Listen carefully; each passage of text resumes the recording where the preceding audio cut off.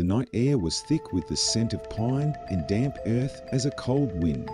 Through the tall, dark trees surrounding the abandoned school, the moonlight cast eerie shadows across the cracked pavement and broken windows, giving the building an otherworldly glow. Kensuke Tanaka, a high school student with a keen sense of curiosity, stood at the rusted gate, staring up at the imposing structure. His friend Haruka Sato, a petite girl with a strong will and an adventurous spirit, stood beside him, clutching a flashlight tightly in her hand. "This place gives me the creeps," Haruka muttered, her voice barely audible over the rustling leaves. Kensuke nodded, his eyes scanning the darkened windows, as if expecting to see something or someone watching them from within. "I know, but we've come this far. We have to find out if the rumors are true," he replied, his voice steady, despite the unease creeping up his spine. The two friends had heard countless stories about the abandoned school, tales of vengeful spirits and inexplicable occurrences that had kept locals away for decades. Determined to uncover the truth, they had decided to explore the old building under the cover of night, when the school's haunted past was said to be most active. Pushing open the creaking gate, they stepped onto the overgrown path leading to the main entrance. The sound of their footsteps echoed eerily in the silence, each step seeming louder than the last. Haruka shone her flashlight ahead, revealing a set of heavy wooden doors, their once so bright paint now peeling and faded. With a deep breath, Kensuke reached out and pushed the doors open, the hinges protesting with a loud groan. Inside, the air was musty and cold, carrying the scent of decay and neglect. Dust motes danced in the beam of Haruka's flashlight. As they ventured further into the darkness, the corridors stretched out before them, lined with rows of old lockers and classrooms that had long been forgotten. As they walked, the floorboards creaked under their weight, the sound reverberating through the empty hallways. The school seemed frozen in time, with faded posters still clinging to the walls and broken desks scattered across the floors. It was as if the students and teachers had simply vanished, leaving everything behind in a hurried escape. Kensuke's heart pounded in his chest as they approached the first classroom. He hesitated for a moment before pushing the door open, revealing a scene of disarray. Desks were overturned, papers were strewn across the floor, and the chalkboard was covered in frantic scribbles. "What happened here?" Haruka whispered, her eyes wide with a mix of fear and curiosity. Kensuke shook his head, unable to find the words to answer. They moved on, exploring room after room, each one telling a story of chairs and abandonment. In one classroom, they found a pile of old textbooks, their pages yellowed and brittle with age. In another, a single chair was turned over, lying in the center of the room as if it had been thrown in a fit of rage. The deeper they ventured into the school, the more oppressive the atmosphere became. It felt as if the walls themselves were closing in on them, the darkness growing thicker with each step. Suddenly, Haruka stopped, her flashlight flickering. "Did you hear that?" she asked, her voice trembling. Kensuke strained his ears, listening intently. At first, there was nothing but silence, but then he heard a faint whispering, just on the edge of hearing. It seemed to be coming from the end of the corridor, where a staircase led to the upper floors. With a nod, Kensuke motioned for Haruka to follow him. They approached the staircase cautiously, the whispering growing louder with each step. It was an eerie, disjointed sound, as if multiple voices were speaking at once, overlapping and intertwining in a haunting melody. As they ascended the stairs, the temperature seemed to drop, a chill seeping into their bones. Haruka shivered, clutching her flashlight tighter. When they reached the top, they found themselves in another corridor. This one even darker and more foreboding than the last. The whispering had stopped, replaced by an oppressive silence that seemed to press down on them from all sides. Kensuke led the way, his steps cautious and measured. He could feel his heart pounding in his chest, the tension building with each step. At the end of the corridor, they found a set of double doors slightly ajar. A dim light flickered from within, casting eerie shadows on the walls. Kensuke exchanged a glance with Haruka before pushing the doors open. Inside, they found what appeared to be a large classroom, but it had been transformed into something else entirely. The desks and chairs had been pushed to the sides, creating a large open space in the center of the room. In the middle of the room stood a tall, ornate mirror, its surface covered in a thick layer of dust. Kensuke approached the mirror cautiously, feeling a strange pull towards it. As he wiped away the dust, he was startled to see his own reflection staring back at him, but something was off. The reflection seemed distorted, as if viewed through a warped lens. Haruka stepped up beside him, her reflection appearing beside his. "Look at that," she said, pointing to a faint figure in the background of the mirror. It was a shadowy figure, barely visible, but unmistakably there. Kensuke felt a chill run down his spine as he realized the figure was moving, slowly approaching them. Before he could react, the figure emerged from the mirror, its form becoming more solid and defined. It was a woman, her face pale and gaunt, her eyes hollow and lifeless. She wore a tattered school uniform, her hair hanging in tangled strands around her face. Haruka screamed, stumbling back, but the woman reached out, her cold, bony fingers brushing against Kensuke's arm. A wave of icy terror washed over him, freezing him in place. The woman's lips moved, but no sound came out. Instead, her voice echoed in his mind, a desperate, haunting plea for help. "Save me, find the truth." With that, she vanished, leaving Kensuke and Haruka standing in stunned silence.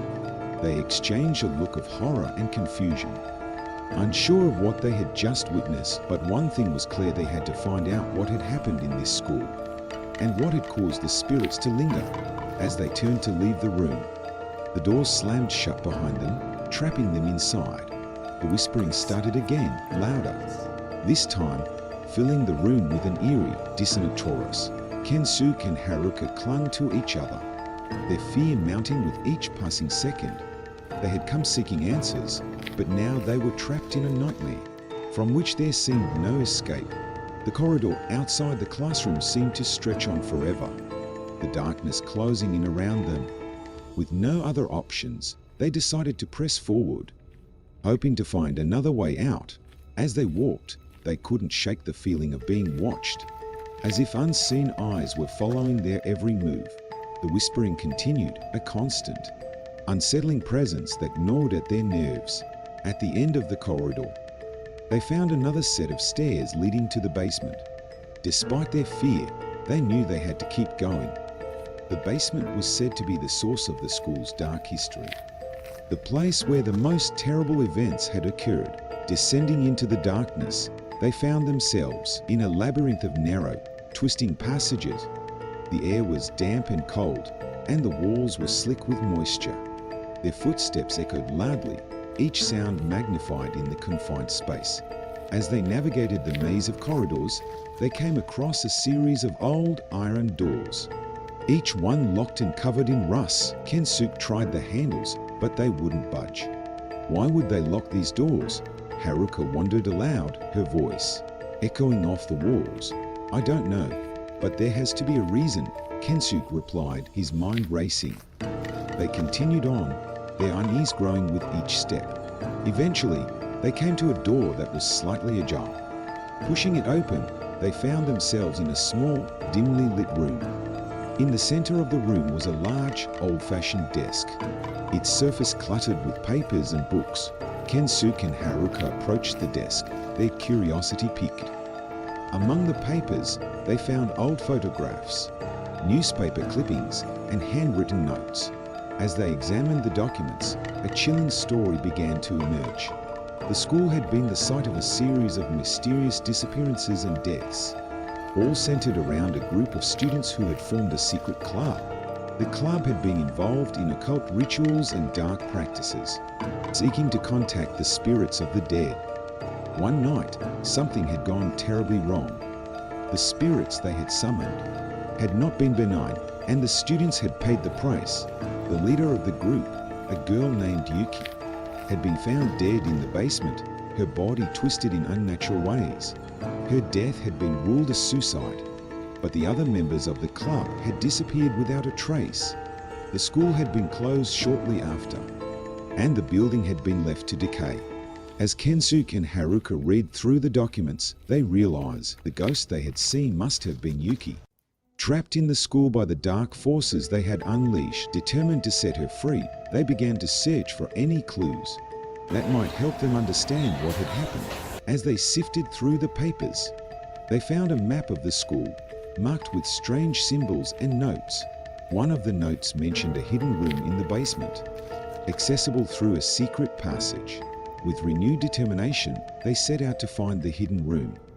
Following the map, they retraced their steps through the labyrinth of corridors, searching for any sign of the secret passage. This search led them to a narrow, unmarked door, hidden in a shadowy corner.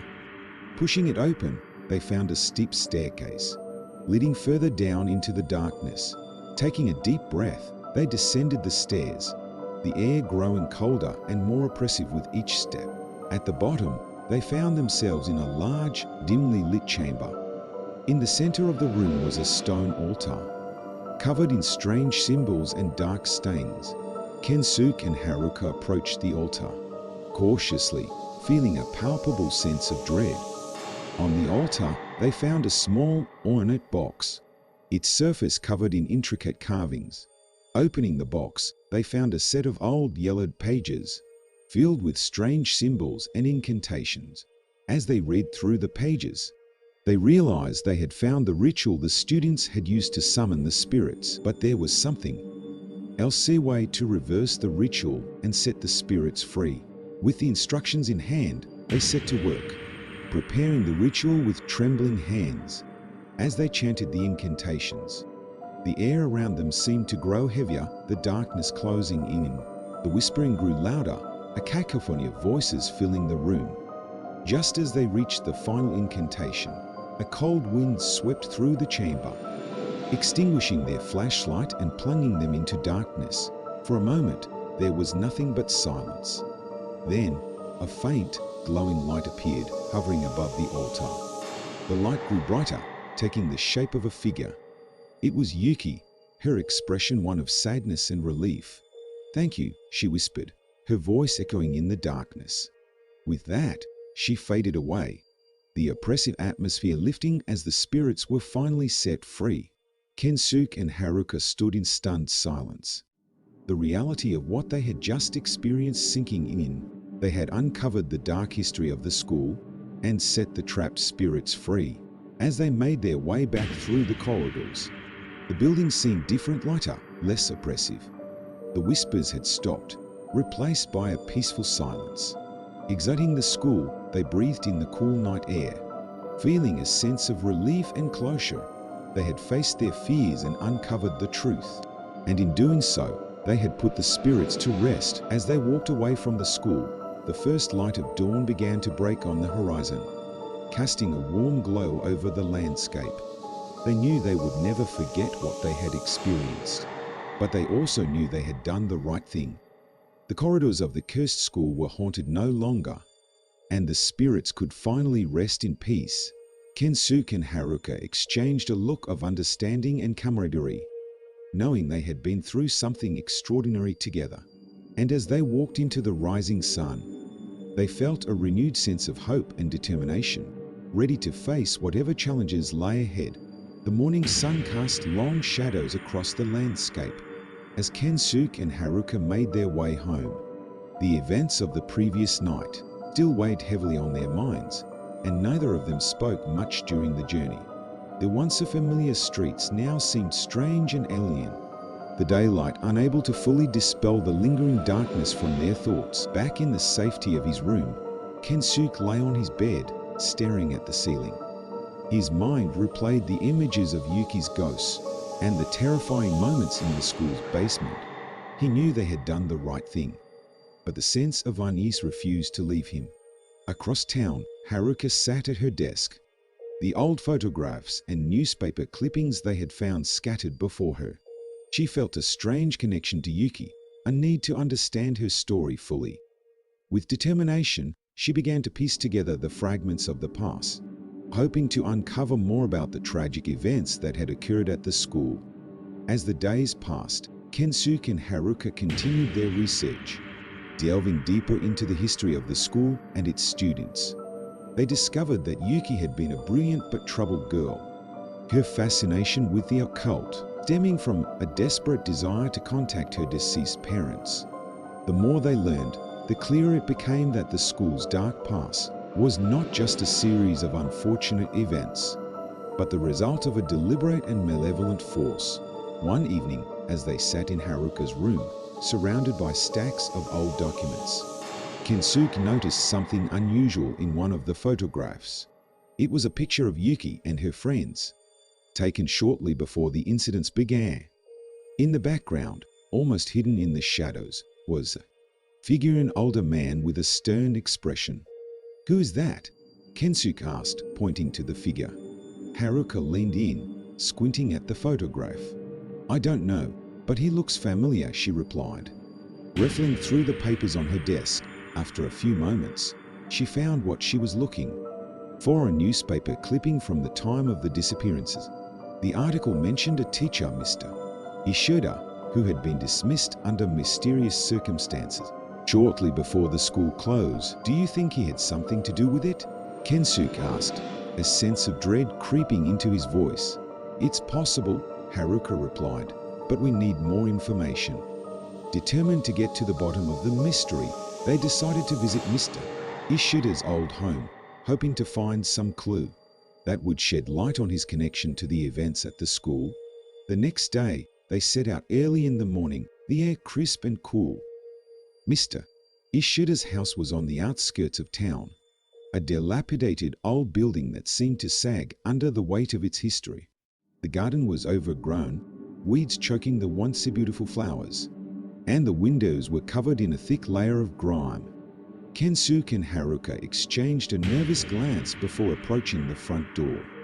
With a deep breath, Kensuke knocked, the sound echoing through the empty house. For a moment, there was no response, and they began to think the house was abandoned. But then they heard the slow, shuffling footsteps of someone approaching the door. The door creaked open, revealing an old man with a haggard face and sunken eyes. He peered at them suspiciously, his gaze sharp and unwelcoming. "What do you want?" he asked, his voice rough and brittle. "We're sorry to bother you, Mr. Ishida," Haruka began, "but we're trying to learn more about what happened at the school." Mr. Ishida's expression darkened, and he began to close the door. "Please wait," Kensuke interjected. "We think you might be able to help us understand what really happened to Yuki and the others." At the mention of Yuki's name, Mr. Ishida hesitated, his grip on the door loosening. After a moment, he sighed and opened the door wider. "Come in," he said, his voice softening slightly. The inside of the house was just as neglected as the outside, with dust and cobwebs covering the furniture and walls. Mr. Ishida led them to a small, cluttered living room and gestured for them to sit. As they settled into the worn chairs, he sat across from them, his eyes filled with a mixture of sadness and resignation. "I suppose you want to know about the rituals," he said, his voice barely above a whisper. Kensuke and Haruka nodded, leaning forward in their seats. Mr.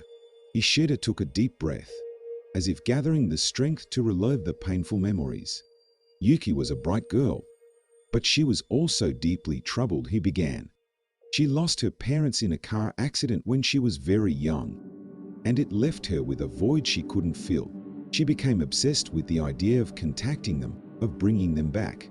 When she found those old books in the library, she thought she had found the answer. She formed the club with a few close friends, and they began to experiment with the rituals. At first, it was harmless, just kids playing with things they didn't understand. But then, they started to get results." Mr. Ishida paused, his hands trembling slightly. "They contacted something," he continued, his voice shaking. "Not her parents, but something dark and malevolent. It fed on their fear and desperation, growing stronger with each ritual. The night Yuki died, they were trying to summon her parents one last time. But the entity they had been communicating with had other plans. It took her, twisted her body and soul, and left her friends in a state of shock and horror. Kensuke and Haruka listened in stunned silence, the pieces of the puzzle finally falling into place. "Why didn't you stop them?" Kensuke asked, his voice filled with a mix of anger and sadness. "Mr." Ishida shook his head, tears glistening in his eyes. "I tried," he said, his voice breaking. "But they wouldn't listen. They were convinced they were on the verge of something incredible, something that would change their lives forever. By the time I realized how dangerous it was too late."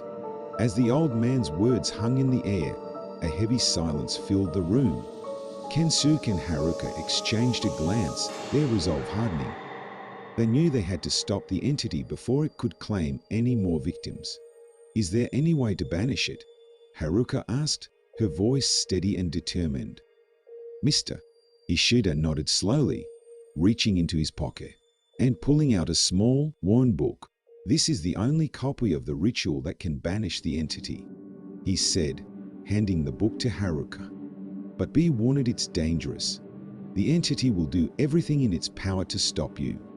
With the book in hand, Kensuke and Haruka left Mr. Ishida's house, their minds racing with the enormity of the task ahead. They knew they had to return to the school and perform the ritual, but the thought of facing the entity again filled them with dread. That night, they prepared for the ritual, gathering the necessary supplies and memorizing the incantations. The air was thick with tension as they made their way back to the abandoned school, the darkness seeming even more oppressive than before. As they stepped through the rusted gate, a chill ran down their spines. The school loomed before them, a silent sentinel guarding its dark secrets. With a deep breath, they pushed open the heavy wooden doors and stepped inside. The corridor was just as they had left it, the air cold and musty. They made their way to the basement, their footsteps echoing eerily in the silence. At the bottom of the stairs, they found the hidden chamber, the stone altar, still covered in strange symbols and dark stains. Kensuke and Haruka set up their supplies, the flickering candlelight casting long shadows on the walls. As they began the ritual, the air grew heavier, the darkness closing in around them. The entity's presence was palpable, a malevolent force that seemed to seep into their very bones. With each incantation, the pressure grew, the entity fighting back with all its might. But Kensuke and Haruka pressed on, their determination unwavering. As they neared the final incantation, a cold wind swept through the chamber, extinguishing their candles and plunging them into darkness. For a moment, they were blinded, the entity's whispers growing louder, a cacophony of voices filling their minds. But then, a faint, glowing light appeared, hovering above the altar. It grew brighter, taking the shape of Yuki, her expression one of sadness and relief. "Thank you," she whispered, her voice echoing in the darkness. With that, she faded away, the oppressive atmosphere lifting as the entity was finally banished. Kensuke and Haruka stood in stunned silence, the reality of what they had just experienced sinking in. They had faced their fears and defeated the entity, freeing Yuki's spirit and bringing peace to the haunted school. As they made their way back through the corridors, the building seemed different, lighter, less oppressive. The whispers had stopped, replaced by a peaceful silence. Exiting the school, they breathed in the cool night air, feeling a sense of relief and closure. They had done the right thing, and the spirits could finally rest in peace. As they walked away from the school, the first light of dawn began to break on the horizon, casting a warm glow over the landscape. They knew they would never forget what they had experienced, but they also knew they had done the right thing. The corridors of the cursed school were haunted no longer, and the spirits could finally rest in peace. Kensuke and Haruka exchanged a look of understanding and camaraderie, knowing they had been through something extraordinary together. And as they walked into the rising sun, they felt a renewed sense of hope and determination, ready to face whatever challenges lay ahead. The air was thick with tension as Kensuke and Haruka left the school grounds. They had banished the malevolent entity and set Yuki's spirit free. But the sense of unease lingered. Their experience had left an indelible mark on their minds, one that would not easily fade. As they walked in silence, the first light of dawn began to break, casting long shadows across the empty streets. The world around them seemed to have changed. The familiar streets, now carrying an air of mystery and foreboding. Kensu couldn't shake the feeling that they were still being watched, that the darkness they had confronted was not entirely gone. Haruka, too, was lost in thought, her mind racing with the events of the past few days. The secrets they had uncovered and the horrors they had faced were almost too much to comprehend. But amidst the fear and uncertainty, there was also a sense of resolution. They had done something important, something necessary, and that gave them the strength to carry on. As they reached Kensuke's house, he turned to Haruka, his expression serious. "We need to be careful," he said, his voice low. "There's still so much we don't understand." Haruka nodded, her eyes filled with determination. "I know," she replied, "but we've come this far. We can't stop now." With a final look of solidarity, they parted ways, each heading to their respective homes to rest and recover. But rest did not come easily. The memories of the haunted school and the malevolent entity haunted their dreams, filling their nights with visions of darkness and despair. Days turned into weeks, and life slowly began to return to a semblance of normalcy. But the events of that fateful night were never far from their minds. They continued to research, piecing together the fragments of the past, trying to understand the full extent of the darkness they had confronted. One evening, as they were poring over old documents in Haruka's room, they came across a new piece of information that sent chills down their spines. It was a diary entry, written by one of Yuki's friends shortly before the disappearances began.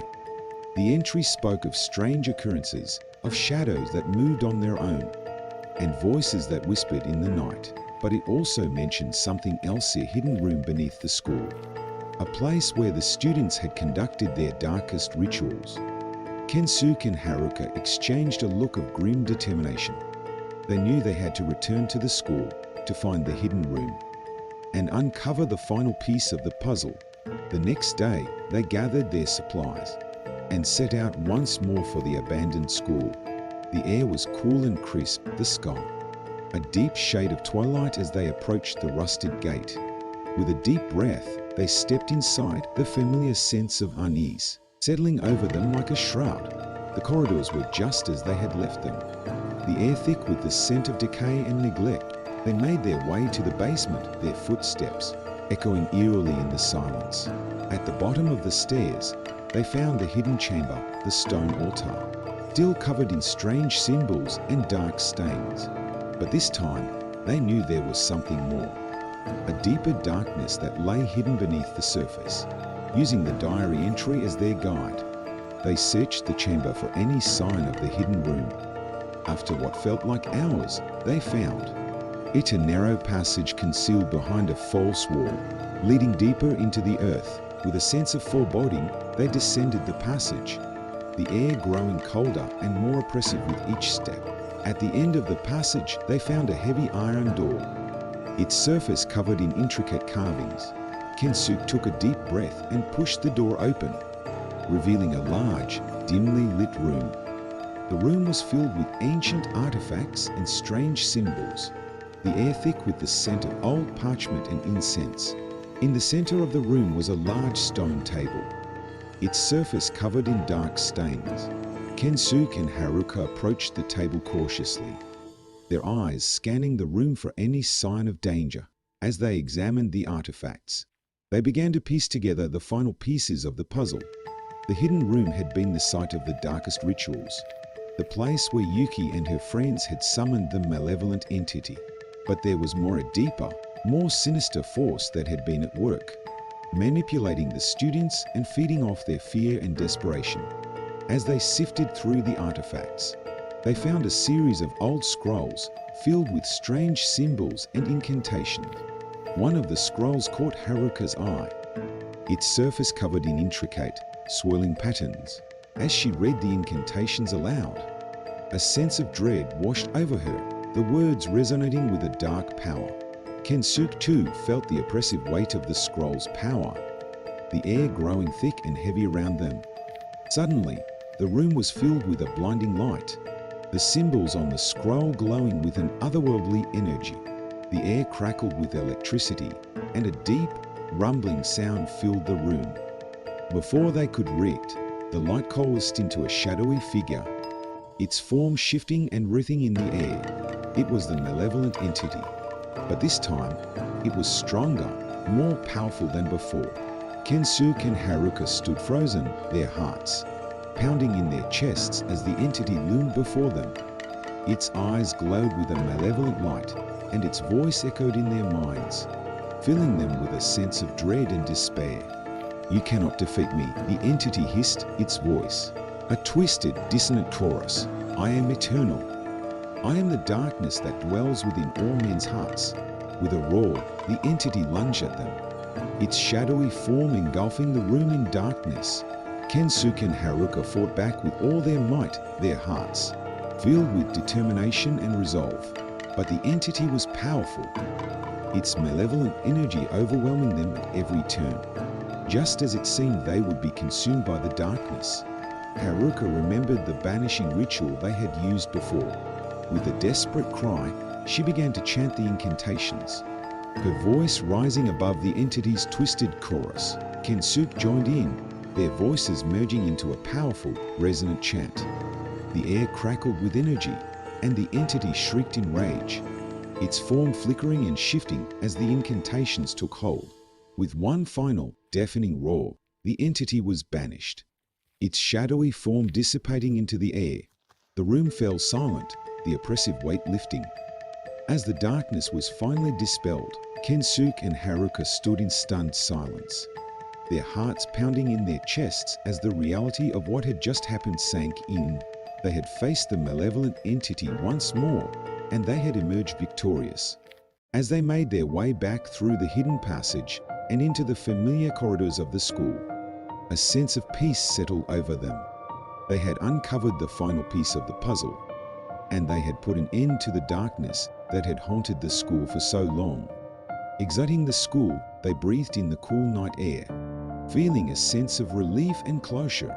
The corridors of the cursed school were haunted no longer, and the spirits could finally rest in peace. Kensuke and Haruka exchanged a look of understanding and camaraderie, knowing they had been through something extraordinary together. And as they walked into the rising sun, they felt a renewed sense of hope and determination, ready to face whatever challenges lay ahead.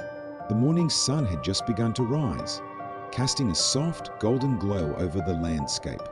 Kensuke and Haruka walked in silence, their minds still reeling from the events of the previous night. They had faced the malevolent entity again and emerged victorious, but the sense of unease lingered. The familiar streets felt different now, as if the darkness they had confronted still cast a shadow over their lives. Back at home, Kensuke lay on his bed, staring at the ceiling. The memories of the haunted school and the malevolent entity played over and over in his mind. He knew they had done the right thing, but the fear and uncertainty refused to leave him. Across town, Haruka sat at her desk, the artifacts and documents they had found scattered before her. She felt a strange connection to Yuki and the other students, a need to understand their story fully. As the days turned into weeks, Kensuke and Haruka continued their research, piecing together the final fragments of the past. They discovered that the malevolent entity had been manipulating the students, feeding off their fear and desperation. But there was more to their story, a deeper, more sinister force that had been at work. One evening, as they were poring over old documents in Haruka's room, they came across a new piece of information that sent chills down their spines. It was a letter written by Yuki shortly before her death. The letter spoke of a final ritual, one that could banish the malevolent entity for good, but it also mentioned something else, a hidden chamber beneath the school, where the true source of the darkness lay. Kensuke and Haruka exchanged a look of grim determination. They knew they had to return to the school one last time to find the hidden chamber and put an end to the darkness once and for all. The next day, they gathered their supplies and set out for the abandoned school. The air was cool and crisp, the sky a deep shade of twilight as they approached the rusted gate. With a deep breath, they stepped inside, the familiar sense of unease settling over them like a shroud. The corridors were just as they had left them, the air thick with the scent of decay and neglect. They made their way to the basement, their footsteps echoing eerily in the silence. At the bottom of the stairs, they found the hidden chamber, the stone altar, still covered in strange symbols and dark stains. But this time, they knew there was something more, a deeper darkness that lay hidden beneath the surface. Using Yuki's letter as their guide, they searched the chamber for any sign of the hidden passage. After what felt like hours, they found it, a narrow opening concealed behind a false wall, leading deeper into the earth. With a sense of foreboding, they descended the passage, the air growing colder and more oppressive with each step. At the end of the passage, they found a heavy iron door, its surface covered in intricate carvings. Kensuke took a deep breath and pushed the door open, revealing a large, dimly lit room. The room was filled with ancient artifacts and strange symbols, the air thick with the scent of old parchment and incense. In the center of the room was a large stone table, its surface covered in dark stains. Kensuke and Haruka approached the table cautiously, their eyes scanning the room for any sign of danger. As they examined the artifacts, they began to piece together the final pieces of the puzzle. The hidden chamber had been the site of the darkest rituals, the place where Yuki and her friends had summoned the malevolent entity. But there was more, a deeper, more sinister force that had been at work, manipulating the students and feeding off their fear and desperation. As they sifted through the artifacts, they found a series of old scrolls filled with strange symbols and incantations.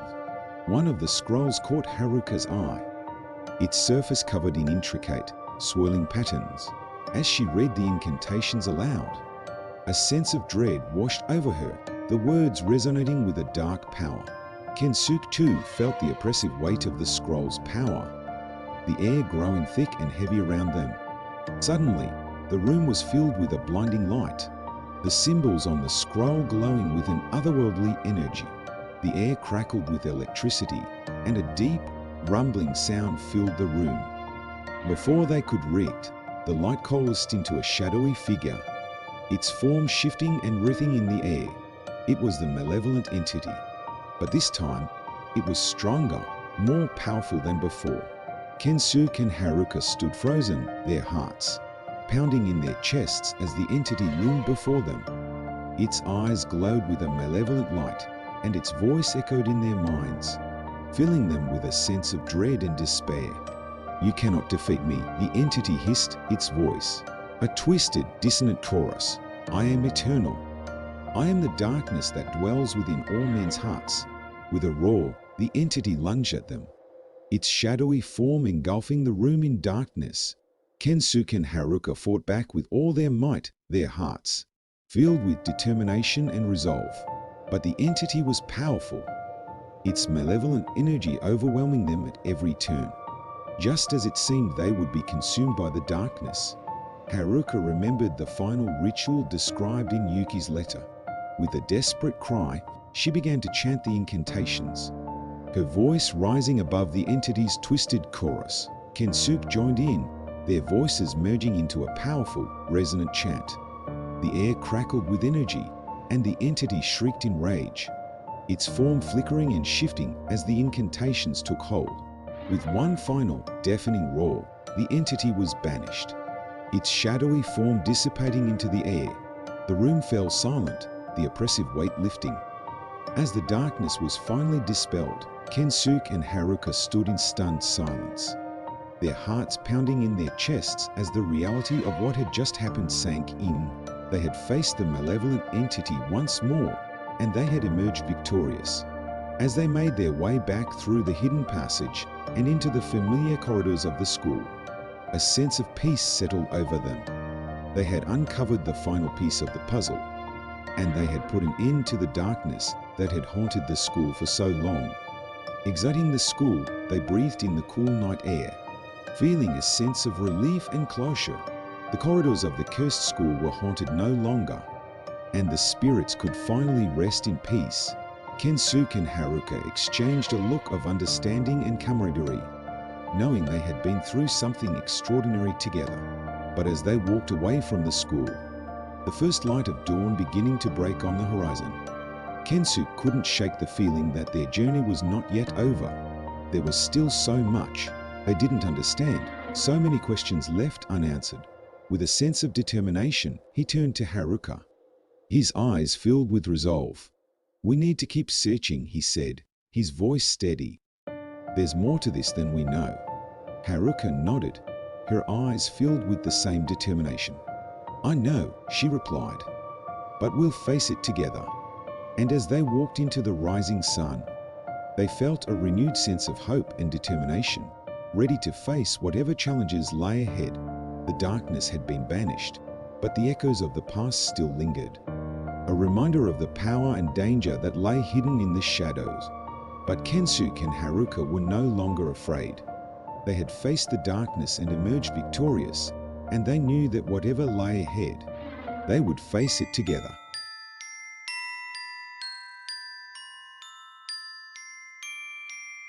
The old school building stood silent and foreboding against the night sky. The moon cast an eerie glow on its dilapidated walls, revealing cracks and peeling paint. The school, long abandoned, had become the subject of local legends and whispered stories among the townsfolk. It was said that strange occurrences plagued the night class held there, and many students claimed to have seen apparitions lurking in the shadows. As the wind rustled the leaves of the nearby trees, a sense of foreboding filled the air. The night was quiet, almost too quiet, and the atmosphere seemed to hold its breath in anticipation.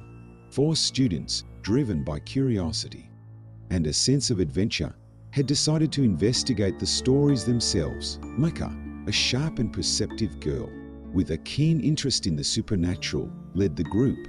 Her best friend, Yuki, a pragmatic and cautious girl, followed closely behind, always ready to debunk any supernatural claims. Kenji, the class clown with a fearless demeanor, and Haruto, a quiet but observant boy, rounded out the group. They had heard the tales from their classmates and read about the eerie incidents online, and now they stood at the threshold of the abandoned school building, ready to uncover the truth. Mika pushed open the creaking door, and the group stepped inside, their footsteps echoing in the empty hallways. The air was thick with dust, and the smell of decay hung in the air. The flickering beam of their flashlight revealed broken desks, scattered papers, and remnants of the school's past. They made their way to the classroom, where the night class was said to have taken place. The room was just as they had imagined, desolate, with overturned chairs and a blackboard covered in indecipherable scribbles. The air felt colder here, and a chill ran down Mika's spine. "Do you feel that?" Mika whispered, her voice barely audible. Yuki nodded, her eyes scanning the room for any signs of movement. Kenji, always the skeptic, laughed nervously. "It's just an old building. There's nothing to be afraid of." But Haruto, standing by the window, felt something different. He had always been sensitive to the supernatural, and tonight was no exception. "There's something here," he said softly, his eyes fixed on a dark corner of the room. Suddenly, the sound of a chair scraping against the floor broke the silence. The group jumped, their hearts racing. Mika's flashlight beam swung wildly, trying to find the source of the noise. But there was nothing. There just the empty room and their own reflections in the broken windows. They decided to split up and explore different parts of the building, hoping to find more clues. Mika and Yuki took the first floor, while Kenji and Haruto headed upstairs. The old staircase creaked under their weight, adding to the tension. As Mika and Yuki moved through the hallways, they came across an old janitor's closet. Inside, they found a dusty journal, its pages filled with strange symbols and unsettling sketches. It seemed to belong to a former student, someone who had attended the night class. The The entries spoke of shadows that moved on their own, whispers that echoed through the halls, and a presence that seemed to watch from the darkness. Mika felt a shiver run down her spine as she read the journal aloud to Yuki. "Do you think this is real?" Yuki asked, her voice trembling slightly. Mika nodded. "It's too detailed to be just a story. There's something going on here, and I intend to find out what." Meanwhile, Kenji and Haruto explored the second floor, where they found an old science lab. The lab was in a state of disarray, with broken glassware and scattered equipment. As they searched the room, Kenji noticed a door at the back, partially hidden behind a tall cabinet. "Hey, look at this," he called out to Haruto, who was examining a dusty textbook. They pushed the cabinet aside and opened the door, revealing a narrow staircase leading down into the darkness. "Should we go down there?" Kenji asked, a hint of excitement in his voice. Haruto hesitated but nodded. "Let's see where it leads." The staircase led them to the basement, a place that seemed even more eerie than the rest of the building. The air was damp and cold, and the only light came from their flashlights. As they moved deeper into the basement, they came across an old storage room filled with boxes and old furniture. But something felt off. Kenji noticed a strange mark on the wall, a symbol that matched the ones in the journal Mika and Yuki had found. "What do you think this means?" Kenji asked, tracing the symbol with his finger. Haruto shook his head. "I don't know, but I have a bad feeling about this." Just then, they heard a soft whisper, like someone calling their names. They turned around, their flashlights cutting through the darkness, but saw nothing. The whispering grew louder, and the air grew colder. "Let's get out of here," Haruto said, his voice trembling. They hurried back up the stairs and rejoined Mika and Yuki, who had just finished reading the journal. "We found something," Mika said, showing them the journal. Kenji and Haruto shared their discovery of the symbol and the whispers in the basement. The pieces of the puzzle were starting to come together, but the picture they formed was unsettling. The night was growing late, and the group decided to leave the building and return the next night, better prepared for whatever awaited them. As they stepped outside the cool night air was a welcome relief from the oppressive atmosphere inside. But as they walked away from the school, they couldn't shake the feeling that they were being watched. Mika glanced back at the building, her heart pounding in her chest. She was determined to uncover the truth, no matter what it took. The first night had been a warning, and she knew that the real danger was yet to come. The group parted ways, each lost in their thoughts about what they had experienced. Mika couldn't shake the feeling that they had stirred something ancient and malevolent. She knew that the night class held secrets that were better left undisturbed. But it was too late to turn back now. The stage was set for a confrontation with the unknown, and Mika could only hope that they would survive long enough to reveal the truth. The next night, the group gathered once more at the entrance of the abandoned school. The air was crisp and filled with the scent of pine from the surrounding forest. The moon hung low in the sky, casting long shadows that seemed to dance and rather with a life of their own. Mika, Yuki, Kenji, and Haruto stood silently, each lost in their thoughts about the previous night's unsettling events. The old school loomed before them, an imposing structure that seemed to pulse with a dark energy. Mika took a deep breath and pushed open the creaking door, leading the way inside. The hallways were just as they had left them, filled with dust and decay. Their footsteps echoed eerily in the empty corridors, and the cold, musty air seemed to cling to their skin. They made their way back to the classroom, where they had found the journal, their flashlights cutting through the darkness. Tonight, they were determined to uncover the truth behind the haunting. "Let's split up again," Mika suggested. "We'll cover more ground that way." Yuki nodded, her face pale but resolute. "Kenji and I will take the first floor. Mika and Haruto, you check the second floor and the basement." The group agreed, and they set off in their respective directions.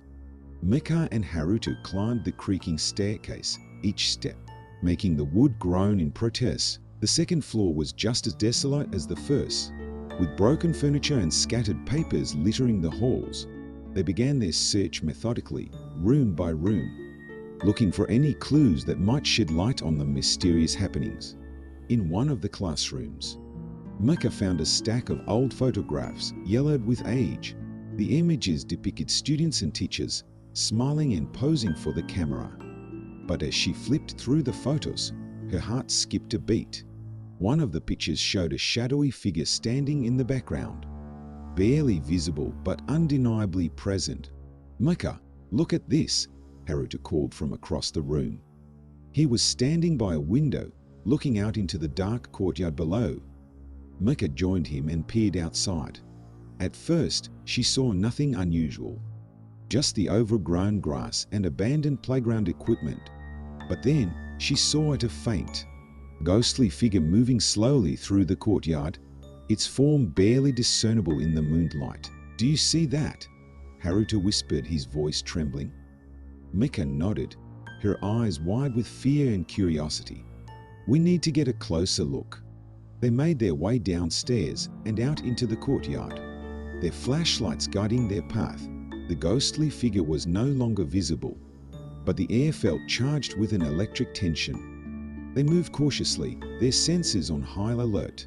As they approached the center of the courtyard, a sudden gust of wind blew through the trees, sending a shiver down their spines. Micah heard a faint whisper, like someone calling her name. "Did you hear that?" she asked Haruto, her voice barely above a whisper. Haruto nodded, his eyes scanning the darkness. "It's coming from over there," he said, pointing towards the old storage shed at the edge of the courtyard. They approached the shed, their flashlights illuminating the weathered wood and rusted hinges. The door was slightly ajar, creaking softly in the wind. Micah pushed it open, and they stepped inside. The shed was filled with old equipment and discarded furniture. But something felt off. The air was colder here, and the shadows seemed to move and shift on their own. As they explored the shed, Micah's flashlight beam fell on an old mirror, its surface covered in dust and grime. She wiped it clean with her sleeve, revealing a strange, dark stain in the center. The stain seemed to pulse and grow, spreading across the mirror's surface. Micah felt a sudden wave of dizziness and stepped back, her heart pounding in her chest. "We need to get out of here," she said, her voice shaking. Haruto nodded, and they quickly left the shed, the sense of unease growing stronger with each step. As they made their way back to the main building, they heard a loud crash from inside. They ran towards the sound, their flashlights bobbing wildly. They found Kenji and Yuki in the hallway, standing over a broken chair. "Are you guys okay?" Micah asked, her voice filled with concern. Kenji nodded, his face pale. "Yeah, just a little shaken up. We heard a noise and came to check it out. The chair just fell over on its own." Yuki looked visibly shaken, her eyes wide with fear. "This place is seriously haunted. We need to be careful." The group regrouped and shared their findings, the atmosphere tense with fear and anticipation.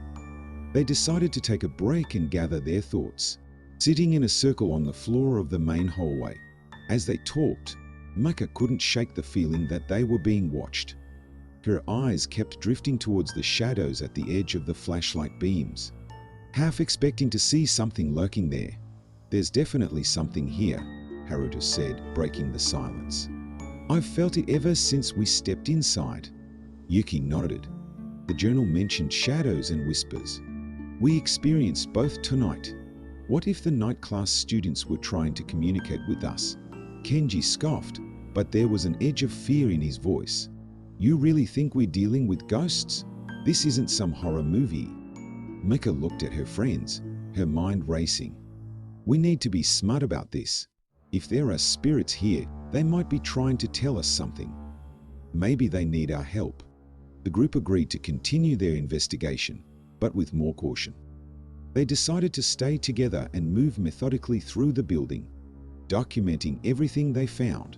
As they explored the rest of the school, they came across more unsettling signs. In one classroom, they found a series of strange symbols drawn on the walls. similar to the ones in the journal. In another, they discovered a hidden room behind a bookcase filled with old, decaying books and strange artifacts. The atmosphere grew increasingly oppressive, and the sense of being watched became almost unbearable. Micah felt a constant prickling on the back of her neck, as if unseen eyes were following their every move. Despite their fear, they pressed on, determined to uncover the truth. In the basement, they found an old, locked door that they hadn't noticed before. The door was made of heavy wood and reinforced with metal bands, its surface covered in more of the strange symbols. Kenji tried the handle, but it wouldn't budge. "We need to find a way to open this," Mika said, her voice filled with determination. Haruto examined the lock, his brow furrowed in concentration. "It looks old. Maybe we can find a key somewhere." They searched the basement thoroughly, their flashlights casting eerie shadows on the walls. In an old filing cabinet, they found a rusty key that seemed to match the lock on the door. With a sense of trepidation, Mika inserted the key and turned it. The lock clicked open, and the door swung inward with a creak. Beyond the door was a narrow staircase leading down into the darkness. The air was even colder here, and the smell of decay was almost overwhelming. They descended the stairs cautiously, their flashlights revealing a large, underground chamber. The chamber was filled with old desks and chairs, arranged in a circle around a central altar.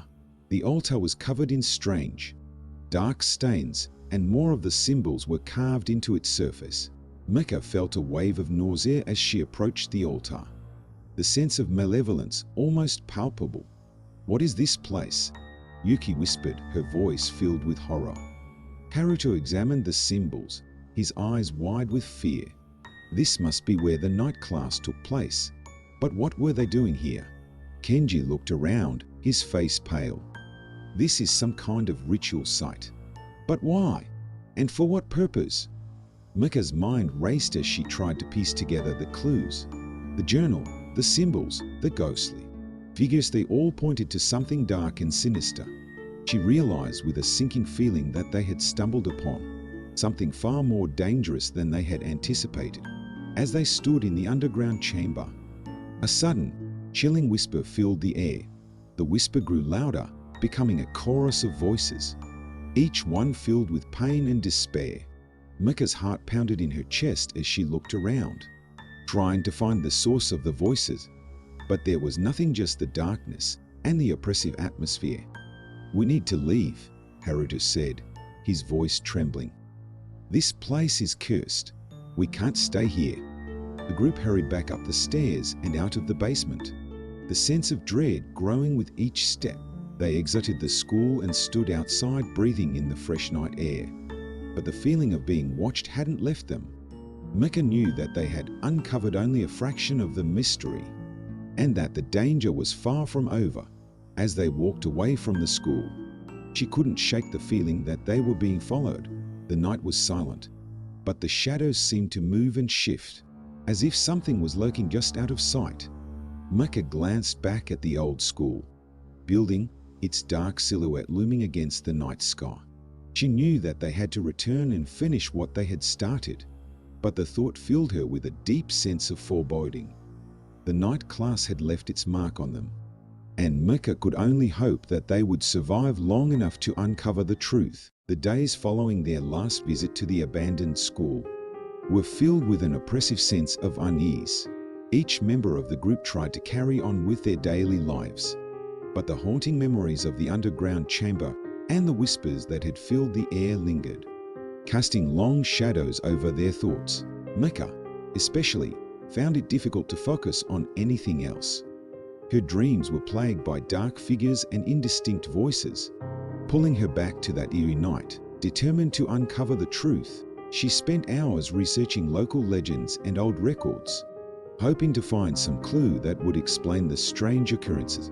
One evening, while poring over a stack of old newspapers in her room, Mika came across an article that caught her attention. It was dated 20 years ago and detailed a series of mysterious disappearances of students from the very school they had been investigating. The article spoke of a secretive night class that was said to be held in the basement where strange rituals were performed. The school had been shut down shortly after the last disappearance, but no one had ever been held accountable. Mika's heart raced as she read the article. It was the missing piece of the puzzle.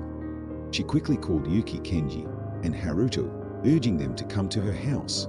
As they gathered in Mika's room, she showed them the article, her hands trembling with excitement and fear. "This explains everything," Mika said, her voice barely above a whisper. "The symbols, the voices, the cold air, it all makes sense now." Yuki's face grew pale as she read the article. But why would they do such things? What were they trying to achieve? Haruto, who had been quietly listening, spoke up. "It sounds like they were trying to summon something, or perhaps communicate with the spirits.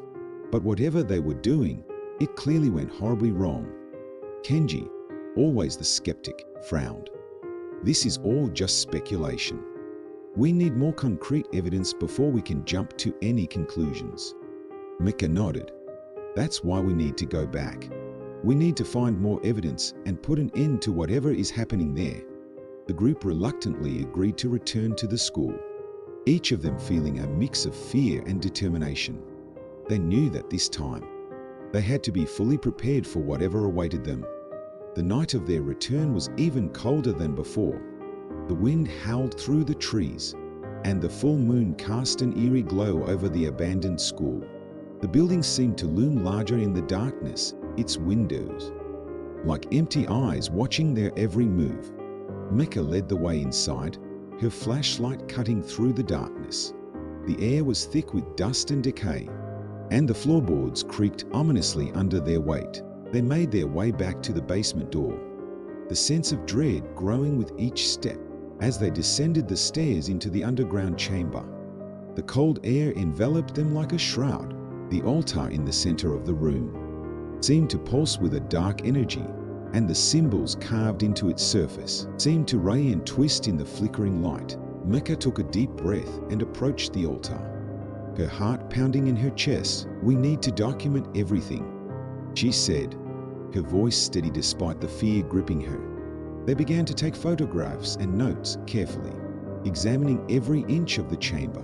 Haruto found an old book hidden behind the altar, its pages filled with strange symbols and incantations.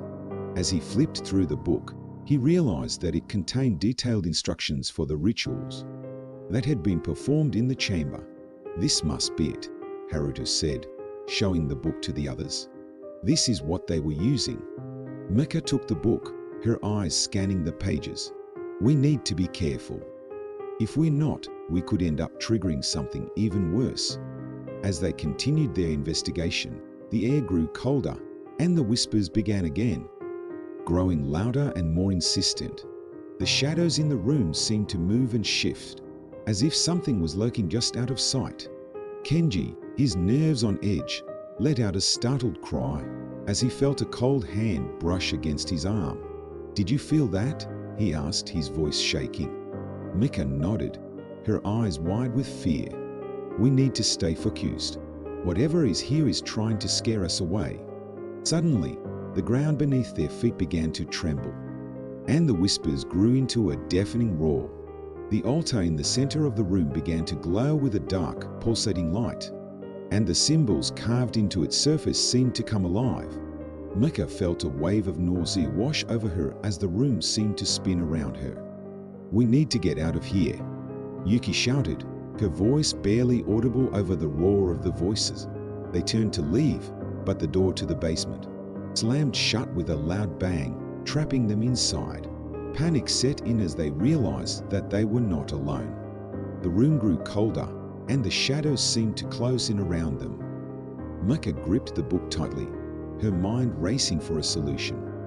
"We need to break the connection," she said, her voice filled with determination. "We need to destroy the altar." Haruto grabbed a nearby chair and swung it at the altar, but the chair shattered on impact, leaving the altar untouched. Kenji and Yuki joined in, using whatever they could find to try and break the altar. But nothing seemed to work. The dark light from the altar grew brighter, and the air was filled with a sense of malevolent energy.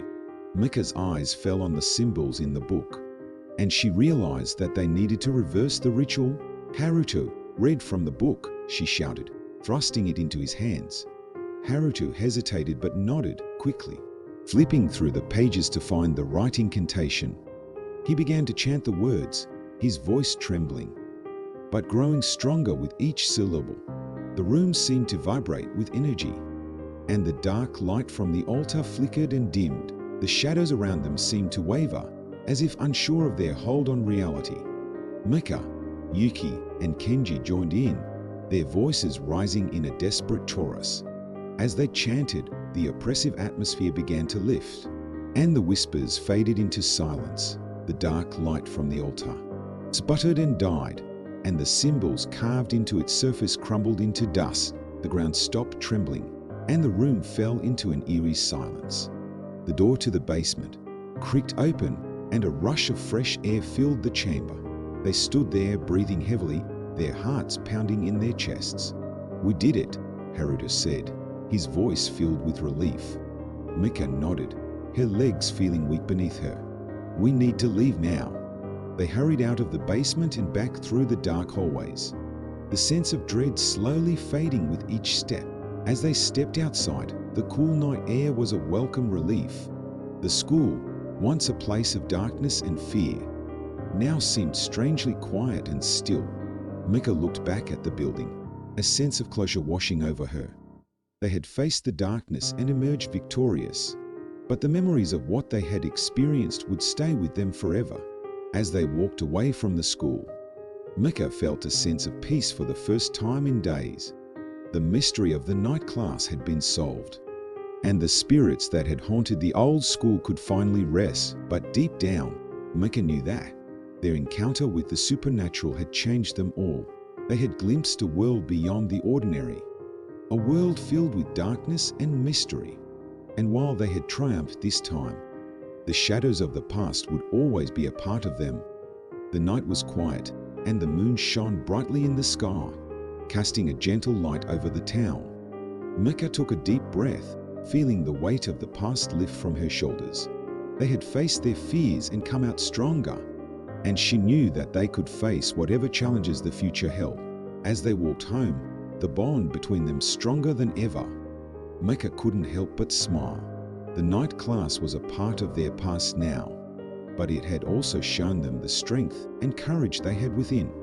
And no matter what the future held, they would face it together, ready for whatever mysteries awaited them in the shadows. The days that followed their last visit to the abandoned school were filled with a deceptive calm.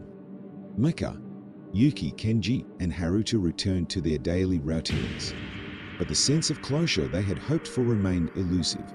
Each of them felt a lingering unease, as if the darkness they had encountered had followed them home. Mika, especially, found it difficult to shake the feeling that they had left something unfinished. Her dreams were still haunted by shadowy figures and disembodied whispers, and she often woke in the middle of the night, drenched in sweat. Determined to find the answers they needed, she called a meeting at her house one evening, urging her friends to come together one last time. As they gathered in Mika's room, the atmosphere was heavy with unspoken fears. "We need to go back," Mika said, her voice steady despite the tension in the air. "There's something we missed. I can feel it." Yuki nodded, her face pale but resolute. "I've been feeling it too," she admitted.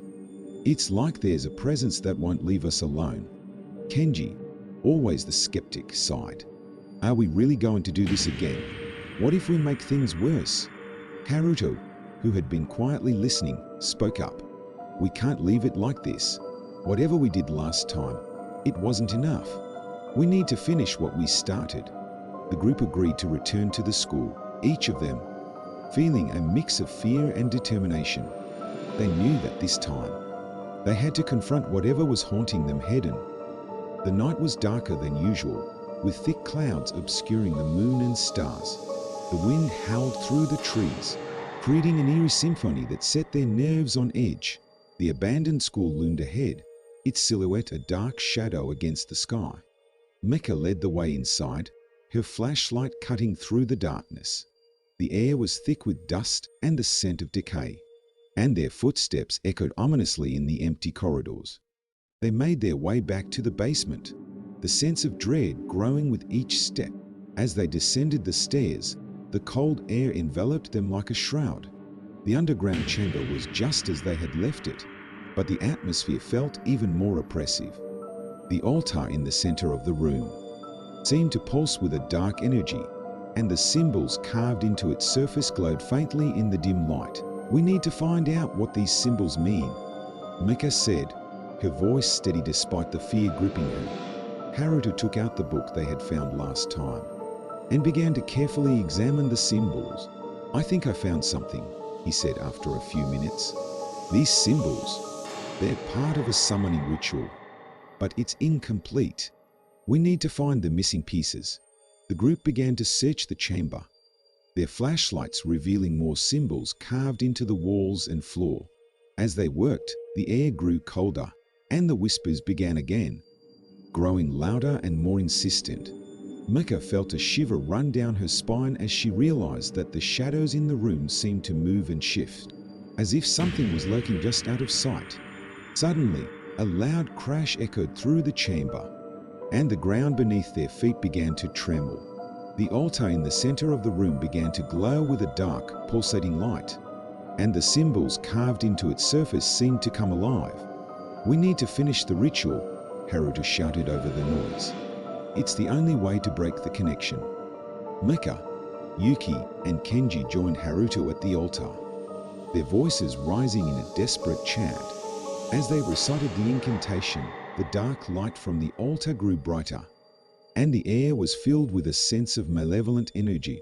The ground continued to tremble, and the whispers grew into a deafening roar.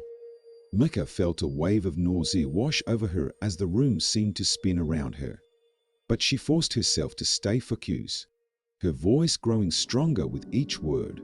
As the final words of the incantation left their lips, the dark light from the altar sputtered and died, and the symbols carved into its surface crumbled into dust. The ground stopped trembling, and the room fell into an eerie silence. The oppressive atmosphere lifted, and the whispers faded into nothingness. The door to the basement creaked open, and a rush of fresh air filled the chamber. They stood there breathing heavily, their hearts pounding in their chests. "We did it," Haruto said, his voice filled with relief. Mika nodded, her legs feeling weak beneath her. "We need to leave now." They hurried out of the basement and back through the dark hallways, the sense of dread slowly fading with each step. As they stepped outside, the cool night air was a welcome relief. The school, once a place of darkness and fear, now seemed strangely quiet and still. Mika looked back at the building, a sense of closure washing over her. They had faced the darkness and emerged victorious, but the memories of what they had experienced would stay with them forever. As they walked away from the school, Mika felt a sense of peace for the first time in days. The mystery of the night class had been solved, and the spirits that had haunted the old school could finally rest. But deep down, Mika knew that their encounter with the supernatural had changed them all. They had glimpsed a world beyond the ordinary, a world filled with darkness and mystery. And while they had triumphed this time, the shadows of the past would always be a part of them. The night was quiet, and the moon shone brightly in the sky, casting a gentle light over the town. Mika took a deep breath, feeling the weight of the past lift from her shoulders. They had faced their fears and come out stronger, and she knew that they could face whatever challenges the future held. As they walked home, the bond between them stronger than ever. Mika couldn't help but smile. The night class was a part of their past now, but it had also shown them the strength and courage they had within. And no matter what the future held, they would face it together, ready for whatever mysteries awaited them in the shadows. The group parted ways at the edge of town, each of them heading home with a sense of relief and exhaustion. Mika walked slowly, savoring the quiet night and the cool breeze that whispered through the trees. She felt a sense of closure, knowing that they had put the spirits to rest and ended the haunting. But as she approached her house, a sudden chill ran down her spine. She turned, her heart pounding, and saw a shadowy figure standing at the edge of the forest watching her. Mika froze, her mind racing. The figure didn't move, just stood there, silently observing. Mika's breath caught in her throat as she realized that the haunting wasn't over. The darkness they had encountered still lingered, and it had followed her home. She backed away slowly, her eyes never leaving the figure. As she reached her front door, the figure vanished, melting into the shadows. Mika's hands trembled as she unlocked the door and stepped inside. Locking it behind her, she leaned against the door, her heart racing. The sense of closure she had felt moments ago was gone, replaced by a new fear. The haunting had followed her home, and she knew that the battle was far from over. As she stood there in the darkness, Mika realized that she couldn't face this alone. She needed her friends, and they needed to confront whatever was haunting them together. She picked up her phone and called Yuki, her voice trembling as she explained what had happened. Yuki listened, her voice calm and steady. "We'll come over," she said. "We'll face this together." Mika nodded, feeling a sense of relief wash over her. She wasn't alone. As she waited for her friends to arrive, Mika took a deep breath, steeling herself for the fight ahead. The darkness might have followed her home, but she was ready to face it. With her friends by her side, she knew that they could conquer whatever horrors awaited them. The night was still, the moon shining brightly in the sky, casting long shadows over the town. Mika looked out the window, her heart steadying as she saw Yuki, Kenji, and Haruto approaching. They had faced the darkness before and come out stronger, and she knew they could do it again. As they gathered in her living room, the sense of fear slowly dissipated, replaced by determination. They were ready to face whatever came their way. United by their shared experiences and strengthened by their bond, Mika took a deep breath, feeling a renewed sense of purpose. The haunting was far from over, but they were ready. Together, they would face the darkness and conquer the shadows. And this time, they would make sure that the spirits were put to rest for good. The night was quiet, and the moon shone brightly, casting a gentle light over the town. Mika knew that they had a long road ahead, but with her friends by her side, she felt ready to face whatever the future held. The darkness might linger, but their courage and determination would guide them through. And together, they would ensure that the haunting was truly ended, once and for all.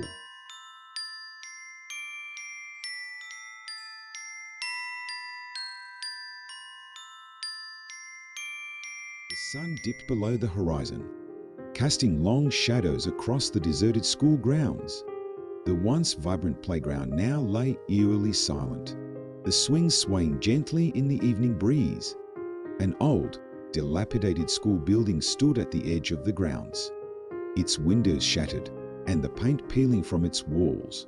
A sense of foreboding hung heavy in the air, as if the very structure itself held on to dark secrets from the past. Inside the building, the faint echo of a school bell could still be heard, a haunting reminder of days long gone.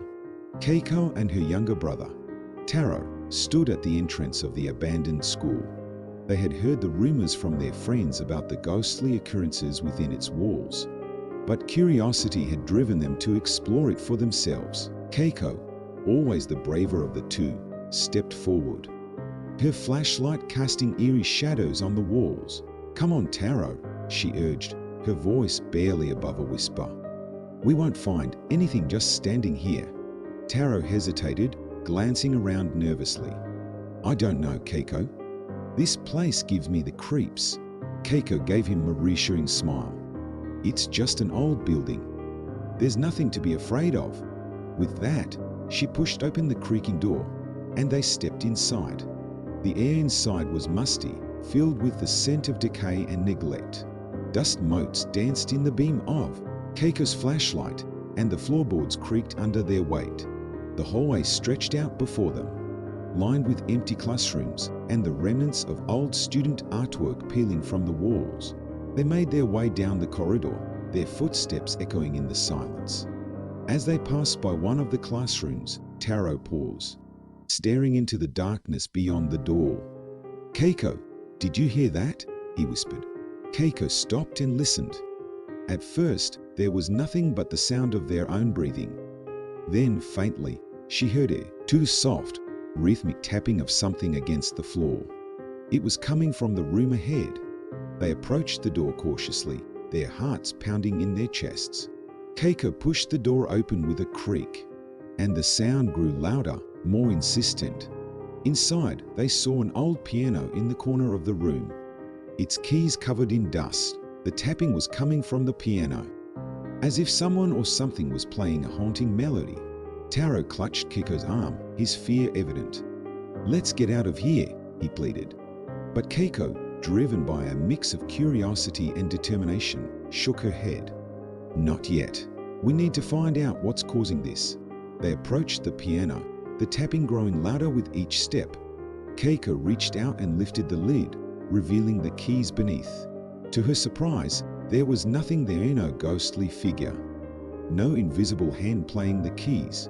The tapping stopped abruptly, and the room fell silent once more. Keiko let out a sigh of relief and turned to Taro. "See? It's just our imaginations playing tricks on us." Taro nodded, though he still looked uneasy. As they turned to leave, a cold breeze swept through the room, sending shivers down their spines. Keiko glanced back at the piano, half expecting to see it playing again, but it remained still and silent. They continued their exploration, moving deeper into the building. The further they went, the more oppressive the atmosphere became. The walls seemed to close in around them, and the air grew colder. They reached the end of the corridor and found themselves in front of a large, imposing door. A plaque beside it read, "Principal's Office." Keiko hesitated, her hand hovering over the doorknob. "Do you think we should go in?" she asked, her voice barely above a whisper. Taro shook his head vigorously. "No way. We've seen enough." But Keiko's curiosity got the better of her. "We've come this far. We can't turn back now." She took a deep breath and opened the door. The office was dark and filled with shadows. The faint light from their flashlights revealed a desk covered in papers, an old leather chair, and shelves lined with dusty books. But it was the figure standing by the window that caught their attention. A woman, dressed in an old-fashioned school uniform, stood with her back to them, gazing out into the night. Her long, dark hair flowed down her back, and her presence exuded a sense of sadness and longing. Keiko and Taro froze, their hearts pounding in their chests. The woman slowly turned to face them, her eyes hollow and filled with an unearthly glow. Keiko took a step back, her breath catching in her throat. Who are you?" she stammered. The woman's lips parted in a ghostly smile, and her voice echoed through the room. "I am the spirit of this school, bound here by the memories of the past. The echoes of the school bell keep me tethered to this place." Taro clutched Keiko's arm, his eyes wide with fear. "We need to leave, Keiko. Now." But the woman raised a hand, and the door slammed shut behind them. "You cannot leave," she said, her voice filled with sorrow. "Not until you understand the truth." Keiko and Taro exchanged a frightened glance. "What truth?" Keiko asked, her voice trembling. The woman gestured to the desk, where a stack of old letters lay. "Read them, and you will understand." With trembling hands, Keiko picked up the letters and began to read. The letters told the story of a young girl named Aiko, a student at the school many years ago. She was a bright and cheerful girl, loved by all her teachers and classmates. But one day, she disappeared without a trace. The school was thrown into chaos, and rumors of her ghostly presence began to spread. As Keiko read the letters, the pieces of the puzzle began to fall into place. Aiko had been the victim of a terrible accident, one that had been covered up by the school administration to avoid scandal. Her spirit had remained trapped within the school, seeking justice and closure. Tears filled Keiko's eyes as she finished reading. She looked up at the woman, her heart filled with compassion. "We're sorry, Aiko. We didn't know." The woman's expression softened, and she nodded. "Thank you for listening. Now, You must help me find peace." Keiko and Taro exchanged a determined glance. "We will," Keiko promised. "Tell us what we need to do." Aiko's spirit smiled, and the room seemed to brighten. "You must find the place where I fell and give me a proper burial. Only then will I be free." Keiko and Taro nodded, their fear replaced by a sense of purpose. They left the principal's office and made their way to the old stairwell at the back of the building. According to the letters, this was where Aiko had met her tragic end. The stairwell was dark and foreboding, the steps worn and uneven. Keiko led the way, her flashlight illuminating the path ahead. They reached the bottom of the stairs and found a small, hidden room. In the center of the room lay a pile of rubble and debris. "This must be it," Keiko said, her voice filled with determination. They began to clear away the debris, working tirelessly until they uncovered a small, delicate skeleton. Taro's eyes filled with tears as he looked at the remains. "We found you, Aiko." Keiko took a deep breath and gently gathered the bones. Placing them in a small box she had brought with her, they made their way back to the school grounds, where they found a quiet spot beneath a cherry blossom tree. Keiko dug a small hole and placed the box inside, covering it with earth and stones. As they stood there, the air seemed to grow warmer, and the oppressive atmosphere lifted. The sound of the school bell echoed one last time, but this time it was a gentle, soothing chime. Aiko's spirit appeared before them, her expression filled with gratitude. "Thank you," she whispered. With that, she vanished, leaving Keiko and Taro standing in the soft glow of the setting sun. They looked at each other, a sense of relief and accomplishment washing over them. "We did it," Keiko said, her voice filled with emotion. Taro nodded, a smile breaking through his tears. "Yeah, we did." As they walked away from the school, the shadows seemed less menacing, and the air was filled with the promise of new beginnings. The echoes of the school bell had finally been silenced, and the spirits of the past could rest in peace. The next morning, Keiko and Taro returned home with a heavy heart, but a sense of accomplishment. They couldn't shake the eerie feeling that had settled over them.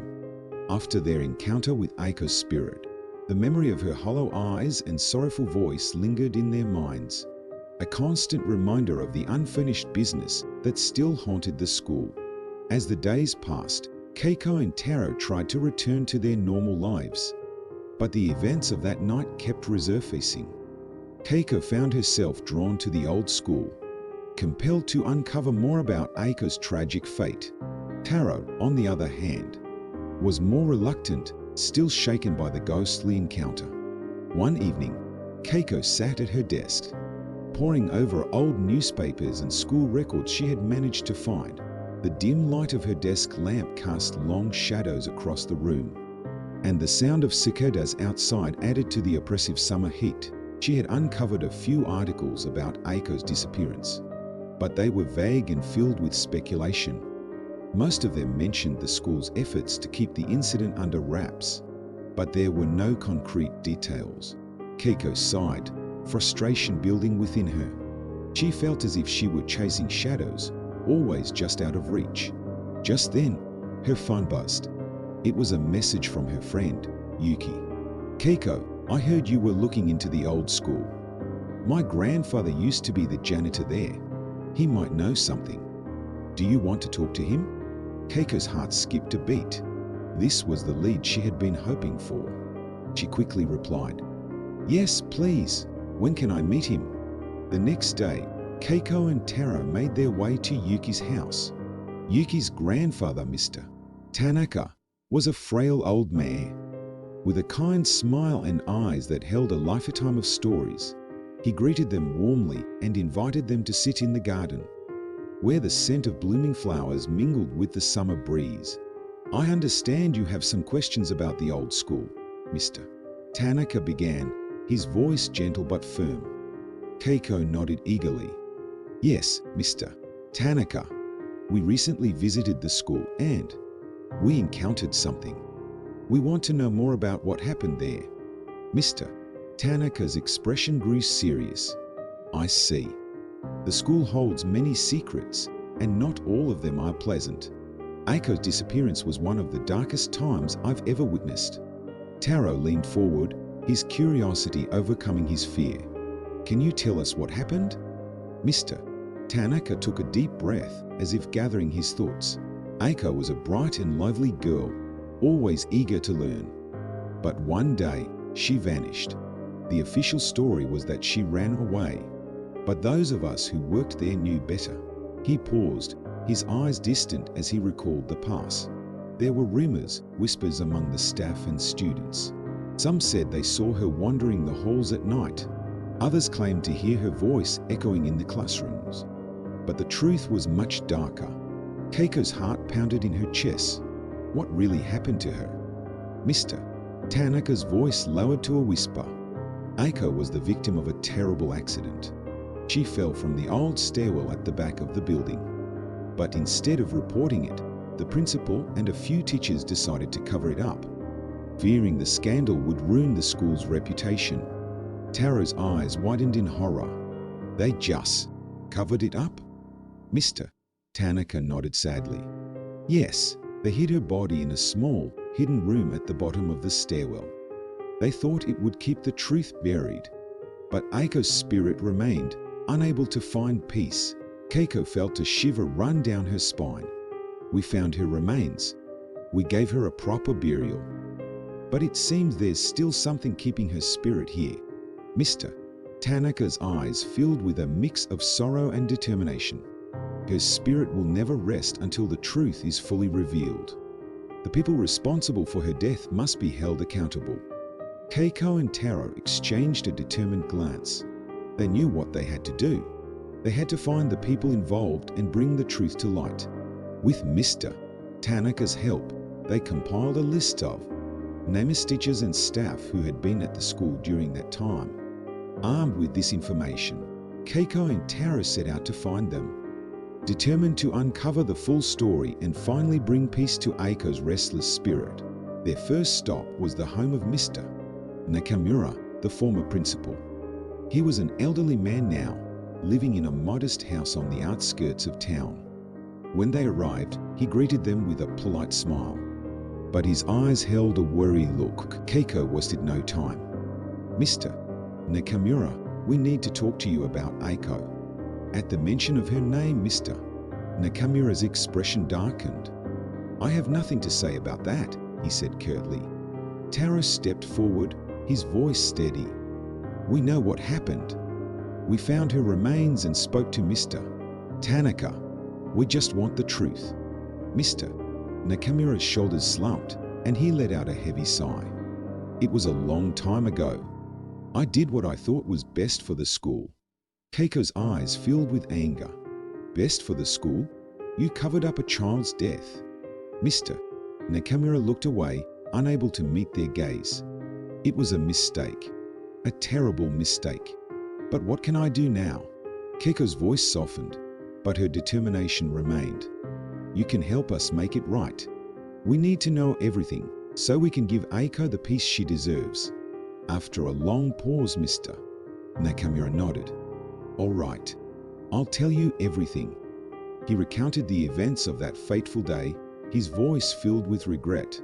Aiko had been running down the stairs when she slipped and fell. Panic set in among the staff, and the decision was made to hide her body to avoid scandal. Keiko and Taro listened intently, their hearts heavy with the weight of the truth. When Mr. Nakamura finished, there was a moment of silence. Keiko finally spoke. Thank you for telling us. We need to find the others involved and make sure the full story is revealed. Mr. Nakamura nodded, tears in his eyes. I'll help you in any way I can. With Mr. Nakamura's cooperation, they managed to contact the remaining individuals involved in the cover-up. Each meeting was filled with tension and emotion as the truth of Aiko's tragic fate was brought to light. As they pieced together the full story, Keiko and Taro felt a growing sense of responsibility. They had to ensure that Aiko's story was told and that those responsible were held accountable. Their final task was to present their findings to the local authorities, and the community. With the support of Mr. Tanaka and the others, they organized a public meeting at the old school. The atmosphere was charged with anticipation. As people gathered in the schoolyard, eager to hear the truth, Keiko stood before the crowd, her heart pounding. She took a deep breath and began to speak. We are here today to uncover the truth about what happened to Aiko. For too long, her story has been hidden. But now it is time for her voice to be heard. She recounted the events of Aiko's disappearance, the cover-up, and their journey to uncover the truth. As she spoke, she saw the faces in the crowd. Change, a shock, sadness, and finally, a collective sense of determination. When she finished, there was a moment of silence, followed by a wave of murmurs and whispers. One by one, the people involved in the cover-up stepped forward, confessing their roles and expressing their remorse. The crowd listened intently, their expressions a mix of anger and understanding. Finally, Mr. Tanaka stepped forward, his voice filled with emotion. Aiko was a bright light in our lives, taken too soon. We cannot change the past, but we can ensure that her memory is honored, and that such a tragedy never happens again. The crowd nodded in agreement, their eyes filled with tears. Keiko felt a sense of relief wash over her. The truth had been revealed, and Aiko's spirit could finally find peace. As the sun set, casting a golden glow over the schoolyard, Keiko and Tara stood together, their hearts filled with a sense of accomplishment. They had faced the darkness and brought light to a long-buried secret. The echoes of the school bell had finally been silenced, and the spirits of the past could rest in peace. The summer heat had begun to fade, replaced by the cool, crisp air of early autumn. Leaves turned vibrant shades of red and gold, falling gently to the ground, creating a carpet of color that crunched underfoot.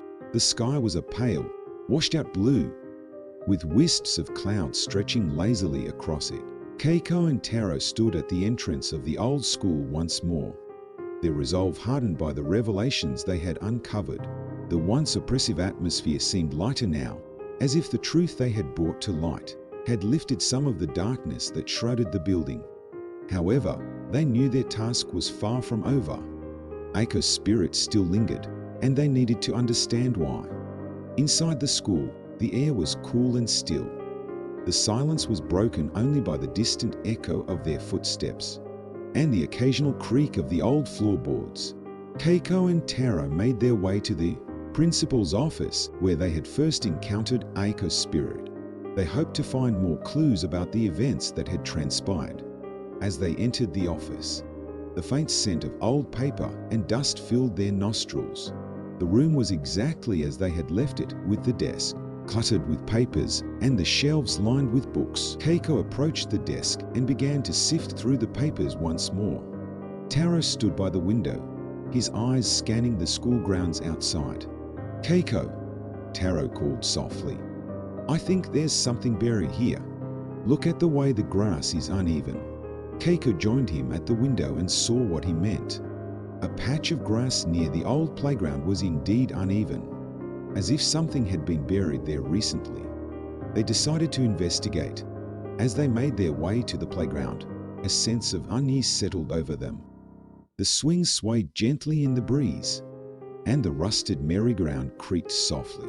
They reached the uneven patch of grass and began to dig with their hands, their fingers clawing at the earth. After a few minutes, they uncovered a small wooden box. Keiko carefully lifted the box from the ground and opened it. Inside, they found a collection of old photographs and a worn diary. The photographs showed a young Aiko, her face bright with a smile, alongside other students and teachers. The diary, however, was what caught Keiko's attention. The pages were filled with Aiko's neat handwriting, detailing her thoughts and experiences at the school. Keiko began to read aloud, her voice trembling with emotion. September 15th. Today, I overheard the principal talking to some teachers. They seemed worried about something. I couldn't hear everything, but it sounded like they were hiding something. As she continued to read, it became clear that Aiko had been aware of some sort of cover-up even before her accident. She had written about strange occurrences and secret meetings among the staff. Aiko had been determined to uncover the truth, but her investigation had led to her tragic accident. Taro's face paled as he listened. Keiko, she knew something was wrong, and they silenced her. Keiko nodded, her eyes filled with determination. We need to take this to the authorities. They need to know what happened. But as they turned to leave, a cold breeze swept through the playground, and the air grew thick with a sense of foreboding. A faint whisper reached their ears, carrying a message they couldn't ignore.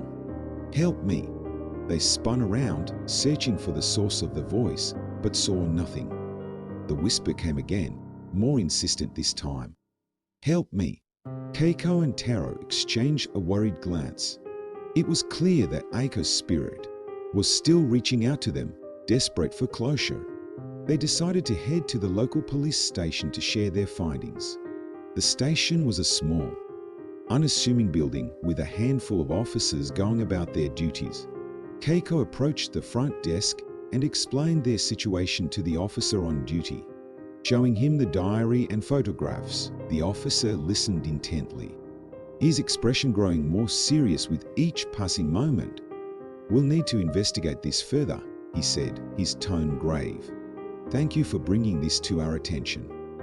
As they left the station, Keiko and Taro felt a sense of relief. They had done everything they could to uncover the truth and bring it to light. But as night fell and they returned home, a sense of unease settled over them once more. Keiko tossed and turned in her bed, unable to shake the feeling that something was still wrong. The whispers she had heard at the playground echoed in her mind, filling her with a sense of urgency. She finally drifted off to sleep, only to be awakened by a sudden noise. She sat up, her heart pounding, and listened. The sound was faint but unmistakable, the distant chime of a school bell. Keiko's blood ran cold. The bell was coming from the direction of the old school. She hurried to Taro's room and shook him awake. Taro, wake up. The bell. It's ringing. Taro blinked groggily but quickly came to his senses.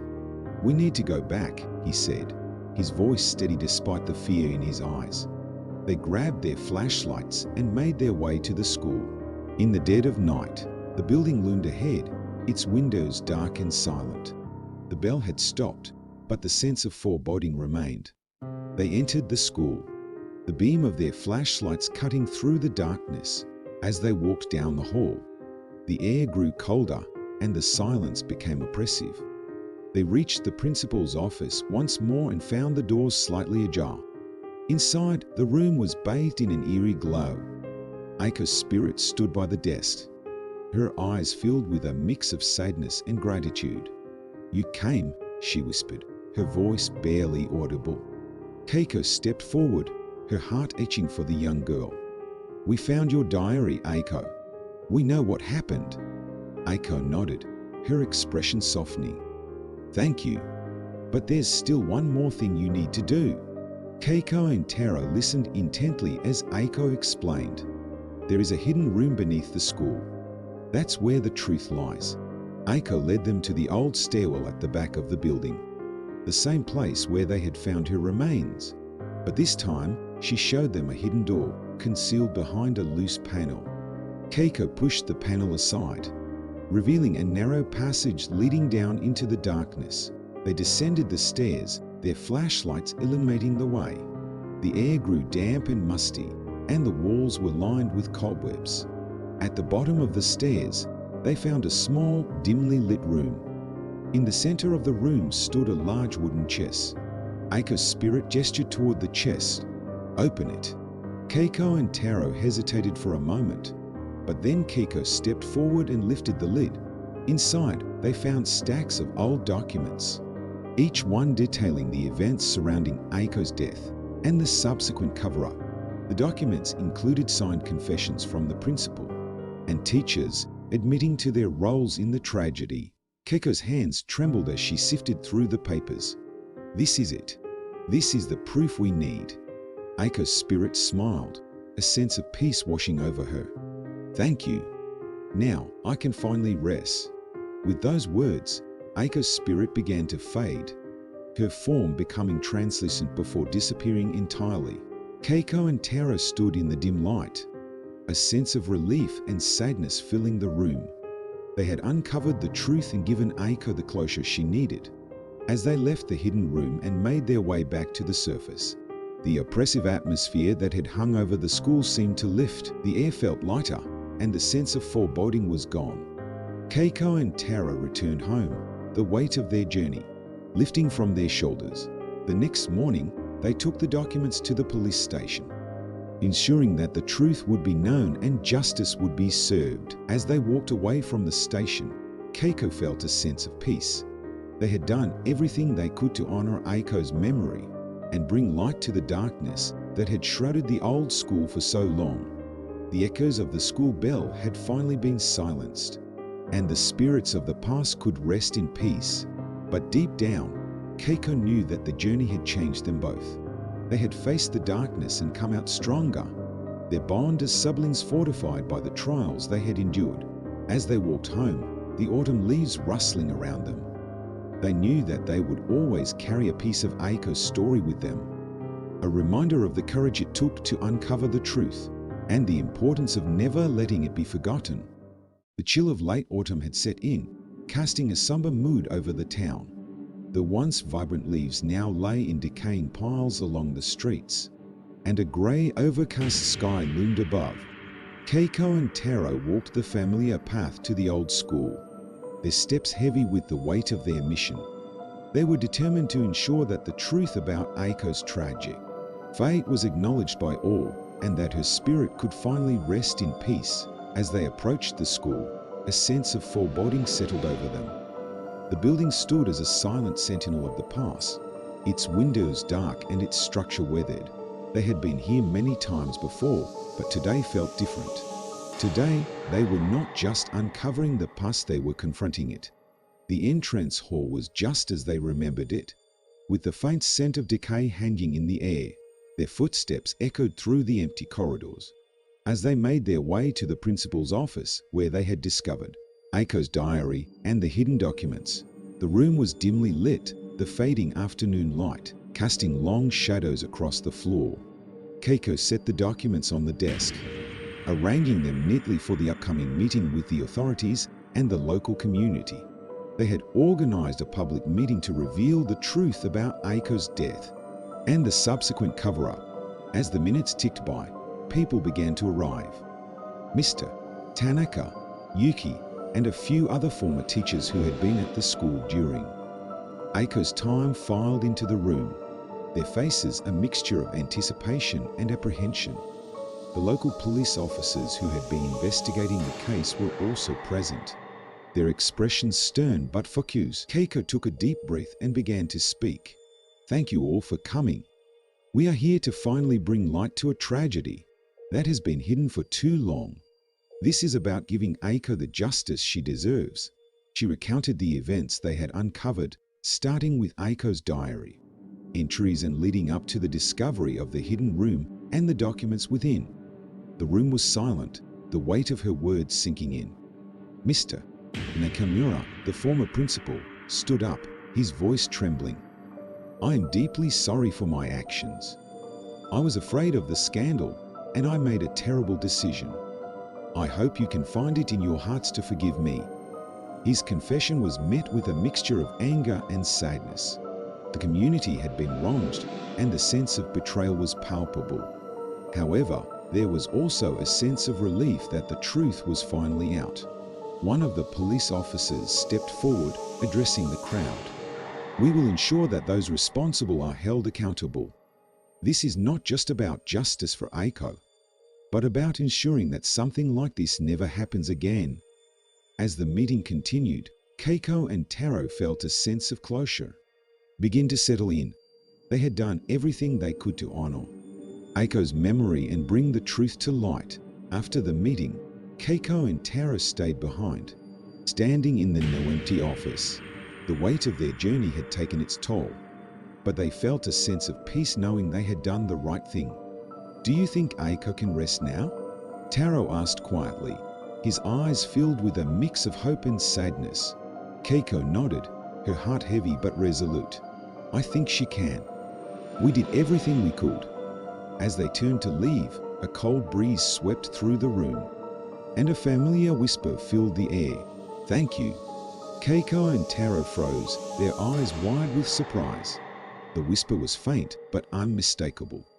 Aiko's spirit was finally at peace. The old school, once a place of darkness and secrets, had become a beacon of truth and resolution. As they walked out into the fading light of the evening, they felt a sense of relief wash over them. They had faced the shadows of the past and emerged stronger for it. The echoes of the school bell had finally been silenced, and Aiko's spirit could rest. Their journey had come to an end, but the lessons they had learned would stay with them forever. The importance of truth, the power of courage, and the enduring strength of love and compassion. Keiko and Taro knew that their bond had been tested and strengthened through their trials, and they would carry the memory of Aiko with them always. As they walked home, the town seemed different, lighter somehow. The weight of the past had been lifted, and the future held the promise of healing and hope. The old school would stand as a reminder of the power of truth and the importance of justice. And as the first stars began to twinkle in the evening sky, Keiko and Taro knew that they had done their part to honor Aiko's memory and ensure that her story would never be forgotten. Their journey had ended, but the impact of their actions would resonate for years to come. The shadows of the past had been confronted, and the light of truth had prevailed.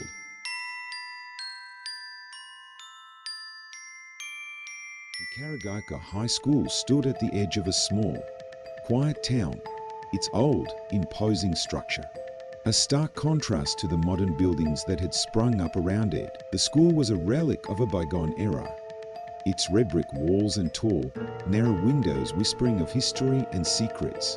The sun had just begun to set, casting long shadows across the school grounds. The air was still and heavy, as if holding its breath, waiting for something to happen. Yuki Nakamura, a second-year student, stood at the entrance, her fingers clutching the straps of her backpack. She had stayed late to finish an art project and now regretted not leaving with her friends. The halls were eerily quiet, the usual bustling noise of students long gone.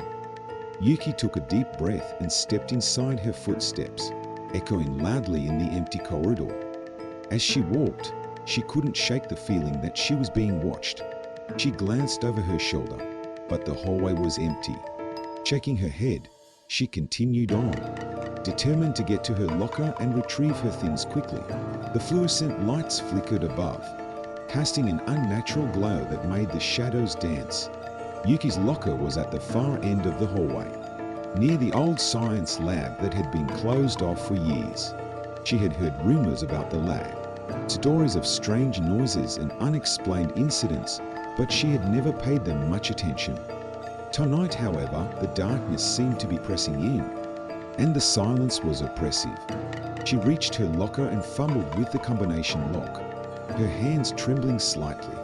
As she opened the door, she heard it a faint whisper, like the rustling of leaves. Yuki froze, her heart pounding in her chest. She strained to listen, but the whispering had stopped. She shook her head again, telling herself it was just her imagination. But as she turned back to her locker, the whispering started again, louder this time, more insistent. Yuki's blood ran cold. She glanced around, trying to locate the source of the sound, but there was no one there. She grabbed her books and slammed the locker shut, her breath coming in short, shallow gasps. The whispering grew louder, more urgent, and Yuki realized it was coming from the direction of the old science lab.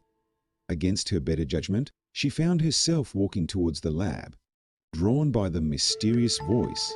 The door to the lab was slightly ajar, and Yuki hesitated before pushing it open. The room was dark, the only light coming from a single, flickering bulb in the corner. The air was thick with dust, and the faint smell of chemicals lingered. Yuki took a cautious step inside, her eyes scanning the room. In the corner, she saw an old, rusted locker, different from the others. It looked like it hadn't been touched in years. The whispering was louder now, almost as if it were coming from inside the locker. Yuki approached it slowly, her hand reaching out to touch the cold metal. As she did, the whispering stopped abruptly, replaced by a deep, ominous silence. Her heart was in her throat as she grasped the handle and pulled the locker door open. Inside, she found a small, leather-bound notebook, its pages yellowed with age. She picked it up, her fingers trembling, and opened it to the first page. The handwriting was old-fashioned, elegant, and it sent a shiver down her spine. It was a diary, and the first entry was dated over 50 years ago. Yuki began to read, her eyes widening with each word.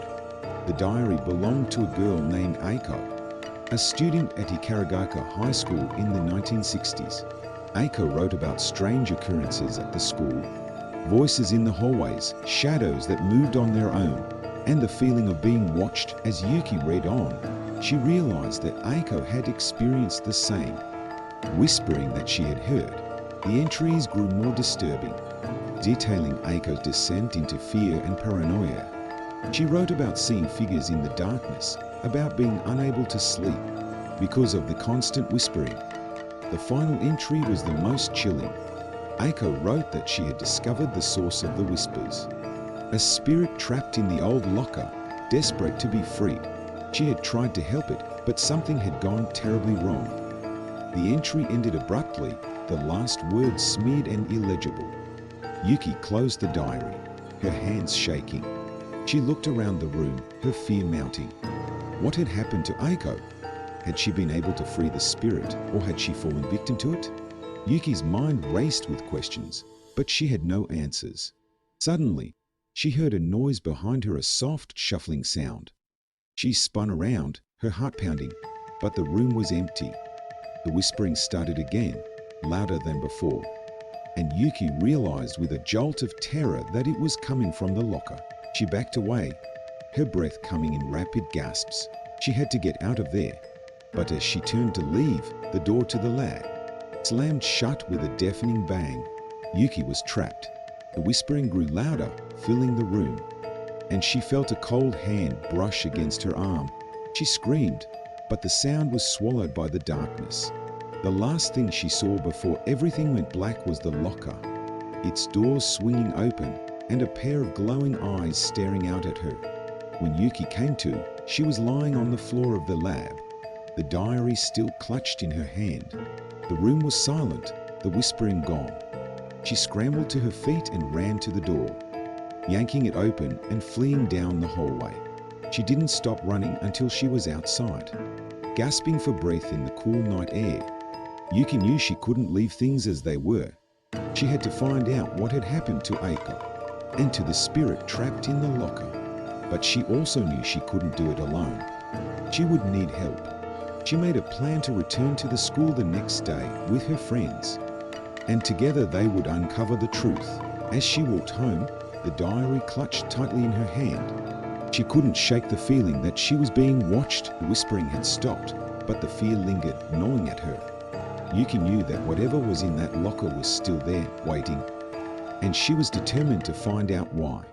The next morning, Yuki stood outside the school gates, her heart pounding with a mixture of fear and determination. Beside her stood her best friend, Haruki Sato, a tall, serious boy with a knack for solving mysteries. Haruki had always been the rational one, the one who never believed in ghosts or the supernatural. But after hearing Yuki's story, he had agreed to help her. They had also brought along Akira Tanaka, a cheerful and curious girl with a love for adventure, and Kenji Mori, a quiet but perceptive boy who rarely spoke, but always noticed things others didn't. The four of them formed an unlikely team, united by a shared sense of curiosity and the desire to uncover the truth. As they entered the school, the familiar hallways seemed to close in around them, the atmosphere heavy with anticipation. Yuki led the way, her steps purposeful despite the fear gnawing at her insides. They reached the old science lab, the door still slightly ajar from the night before. Yuki hesitated before pushing it open, the memory of the whispering still fresh in her mind. The room was just as she had left it, the old locker, standing ominously in the corner. Haruki stepped forward, his eyes scanning the room with a critical eye. "Let's start by examining the locker," he said, his voice calm and steady. Yuki handed him the diary, and he flipped through the pages, his brow furrowing as he read. "This is definitely strange," he murmured. "But we need more information. We need to find out who Eiko was and what happened to her." Akira, ever the optimist, chimed in. "Maybe we can check the school's records. There should be some mention of her if she was a student here." Kenji nodded in agreement, his eyes never leaving the locker. As the others discussed their next steps, Yuki couldn't shake the feeling that they were being watched. She glanced around the room, her eyes lingering on the shadows that seemed to move on their own. But she forced herself to focus, knowing that they needed to find answers. They split up, each taking a different task. Haruki and Akira headed to the library to search the school archives, while Yuki and Kenji stayed behind to examine the locker more closely. As Haruki and Akira pored over old yearbooks and student records, Yuki and Kenji carefully inspected the locker. Kenji ran his fingers over the rusted metal, his eyes narrowing in concentration. "There has to be a reason this locker is different," he said quietly. Yuki nodded, her eyes drawn to the old lock that had kept the locker sealed for so long. "Maybe there's something inside that we missed," she said, reaching for the handle. Kenji stopped her, his grip firm but gentle. "Let's wait for the others," he said. "We should do this together." Reluctantly, Yuki agreed, stepping back and letting the silence of the room wash over her. The minutes ticked by slowly, each one filled with a sense of foreboding. Finally, Haruki and Akira returned, their faces a mix of excitement and confusion. "We found something," Haruki said, holding up an old yearbook. "Eiko was a student here, just like the diary said. But there's more." He opened the yearbook to a page marked with a faded photograph of a smiling girl. "Eiko disappeared 50 years ago," he continued. "No one knows what happened to her. It's like she just vanished." The room fell silent as the weight of his words sank in. Yuki's mind raced, piecing together the fragments of information. "Eiko was trying to free the spirit," she said slowly. "But something went wrong. What if she's still here, trapped somehow?" Haruki nodded, his expression thoughtful. "It's possible. But we need to be careful. Whatever is in that locker is dangerous." They gathered around the locker once more, their resolve strengthened by the new information. Haruki took the lead, his hands steady as he pried open the lock. The door creaked open, revealing the dark interior. Yuki held her breath, waiting for the whispering to start again. But instead, there was only silence. Haruki reached inside and pulled out a small wooden box, its surface covered in intricate carvings. "This must be it," he said, his voice barely above a whisper. He opened the box, revealing a collection of old yellowed papers and a small, delicate locket. Yuki picked up the locket, her fingers brushing against the cool metal. It was engraved with the initials A. Eiko Tanaka. The realization hit her like a wave. "Eiko was trying to communicate with us," she said, her voice trembling. "She left these clues for us to find." Haruki nodded, his eyes scanning the papers. "These look like letters. Maybe they can tell us more about what happened." As they read through the letters, a picture began to form. Eiko had discovered the spirit trapped in the locker and had tried to free it. But something had gone wrong. The spirit had latched onto her, driving her to the brink of madness. In her final moments, she had hidden the box, hoping that someone would find it and finish what she had started. Yuki felt a chill run down her spine as the pieces fell into place. They were dealing with something far more dangerous than they had realized. "We need to find a way to free the spirit," she said, her voice firm. "And we need to do it before anyone else gets hurt." The others nodded in agreement, their expressions grim. They knew they were in over their heads, but they also knew they couldn't turn back now. As they left the lab, the weight of their task settled over them like a heavy shroud. The school seemed darker, more foreboding. as if it too sensed the danger lurking within its walls. But despite their fear, they were determined to see this through. They would find a way to free the spirit and uncover the truth about Aiko's disappearance, and they would do it together, no matter the cost. The investigation was far from over, and the danger was only beginning. But they were ready, or so they hoped. The next day dawned with an unsettling stillness, as if the world itself was holding its breath. The four friends gathered once more, their resolve unwavering despite the fear gnawing at their insides. They knew they were on the brink of something monumental, something that could change everything. But they also knew they had to be careful. Whatever they were dealing with was powerful and dangerous, and they couldn't afford to make any mistakes. As they set off on their next steps, they could only hope that they were ready for what lay ahead. The true horror of Hikarigaka High was still hidden in the shadows, waiting to be uncovered, and they were determined to bring it to light, no matter what it took. Yuki stood frozen before the spectral form of Aiko, her mind racing with disbelief and fear. The street around them was quiet, bathed in the soft glow of street lamps that flickered intermittently, casting long shadows that seemed to dance in the night breeze. Aiko's presence was both ethereal and unsettling, her translucent figure shimmering faintly in the dim light. Her eyes, once vibrant with life, now held an emptiness that sent a chill down Yuki's spine. "What happened to you, Aiko?" Yuki managed to ask, her voice trembling. Aiko's voice echoed softly, like a whisper carried on the wind. "I tried to free the spirit trapped in the locker," she said, her tone tinged with regret. "But it didn't want to be freed. It latched onto me instead." Yuki's heart sank as she listened to Aiko's tale. The spirit, hungry for release, had found a vessel in Aiko, binding itself to her with a dark and insidious power. "I've been trapped here ever since," Aiko continued, her form wavering slightly as if struggling to maintain its coherence. "I've tried to warn others, to protect them from the same fate."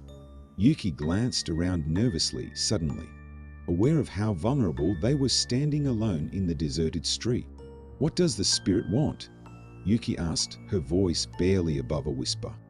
Aiko's eyes met hers, filled with a sorrow that transcended the boundaries of the living and the dead. "It wants revenge," she said, her voice trembling. "It was wronged in life, and it seeks justice in death." Yuki's mind raced as she tried to make sense of Aiko's words. The spirit's thirst for vengeance had tethered it to the school, a restless soul unable to find peace until its grievances were addressed. "We have to find a way to free you," Yuki said, her determination overshadowing her fear. "We can't let this spirit harm anyone else." Aiko nodded faintly, her form flickering in and out of visibility.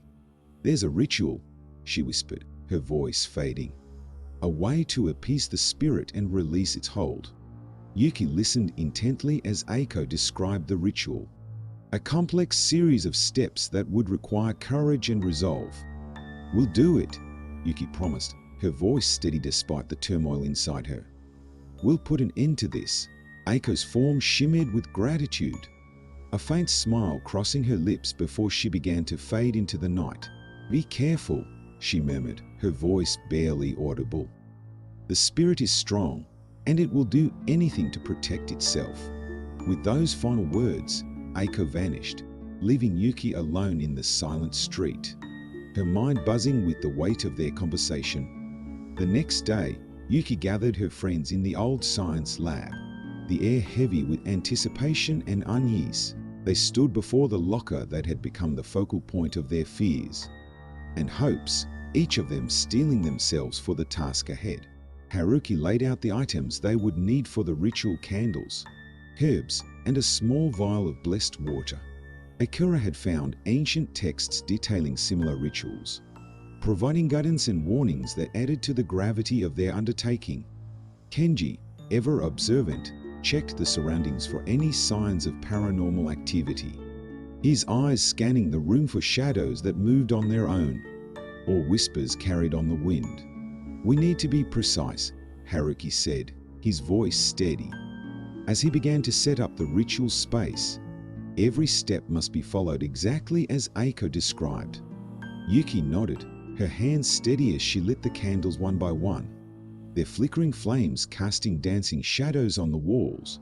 The air in the room grew tense as they completed each step of the ritual, their movements synchronized with a sense of purpose and urgency. As they reached the final step, a hush fell over them, the weight of their actions palpable in the stillness of the lab. Yuki held her breath as she poured the blessed water over the open locker, the liquid shimmering with an otherworldly glow. Suddenly, the air around them grew cold, and a presence filled the room, its intensity sending shivers down their spines. The spirit had awakened. Yuki glanced around nervously, her heart racing. As the locker began to emit a faint, haunting melody, the echoes of a life cut short and a soul seeking redemption. "We're here to help you," Yuki said, her voice trembling but resolute. "We know what happened to you, and we want to set you free." The melody grew louder, its mournful notes intertwining with the flickering candlelight. And then, as suddenly as it had begun, the melody stopped and the air grew still. Yuki held her breath, waiting for a sign. And then, from the depths of the locker, a soft whisper filled the room, a voice tinged with gratitude and release. The spirit had found peace. Yuki and her friends exchanged a weary but relieved glance, the weight of their shared experience binding them together in a way words could never convey. As they left the school that evening, the air felt lighter, as if a dark cloud had been lifted from Hikaragaoka High. They had faced the unknown and emerged stronger for it, their bond forged in the crucible of fear and courage. But as they walked away, Yuki couldn't help but wonder if there were other spirits still lingering in the shadows, their stories waiting to be told. The haunting truth of Hikaragaoka High would forever be etched in their memories, a testament to the enduring power of belief and the resilience of the human spirit. The rain poured relentlessly outside Hikaragaoka High, the droplets tapping rhythmically against the windows and filling the corridors with a persistent, eerie soundtrack. The dim lights flickered sporadically, casting elongated shadows that seemed to dance with a life of their own. Yuki stood alone in the old science lab, her breath visible in the sudden chill that filled the room. Her flashlight's beam cut through the darkness, illuminating the dust-laden desks and forgotten experiments that had once been the epicenter of their harrowing encounters. In the center of the room stood the old locker, its rusty exterior hiding the secrets that had haunted them all. Yuki approached it cautiously, her heart pounding in her chest, each step echoing her growing apprehension. She reached out, her fingers trembling as they brushed against the cold metal. Memories of Eiko and the ritual they had performed flooded her mind, and she felt a renewed determination to uncover the truth and find closure for both the living and the dead. Suddenly, the temperature dropped further, and the air grew thick with an oppressive presence. Yuki turned slowly, her flashlight casting a pale glow on the spectral figure that had appeared behind her. Eiko's ghostly form stood before her, the sorrow in her eyes palpable. The translucent figure flickered, as if struggling to maintain its hold on this plane of existence. "Eiko," Yuki whispered, her voice barely audible above the sound of the rain. "We've come to help you." Eiko nodded, her gaze filled with gratitude and lingering sadness. "The spirit's hold is strong," she said, her voice like a distant echo. "But you can free me, Yuki. You and your friends." Yuki nodded, determination hardening her resolve. "We'll do whatever it takes," she promised, her voice steady, despite the fear gnawing at her insides. As if summoned by Yuki's words, Haruki, Akira, and Kenji entered the lab, their expressions a mix of apprehension and determination. They had felt the same pull, the same need to return and finish what they had started. Haruki approached Yuki, his eyes scanning the room with a mixture of caution and curiosity. "We need to be careful," he warned, his voice low. "Whatever is in that locker is more dangerous than we realize." Akira nodded, her usual cheerfulness replaced by a grim resolve. "Let's do this," she said, her voice firm.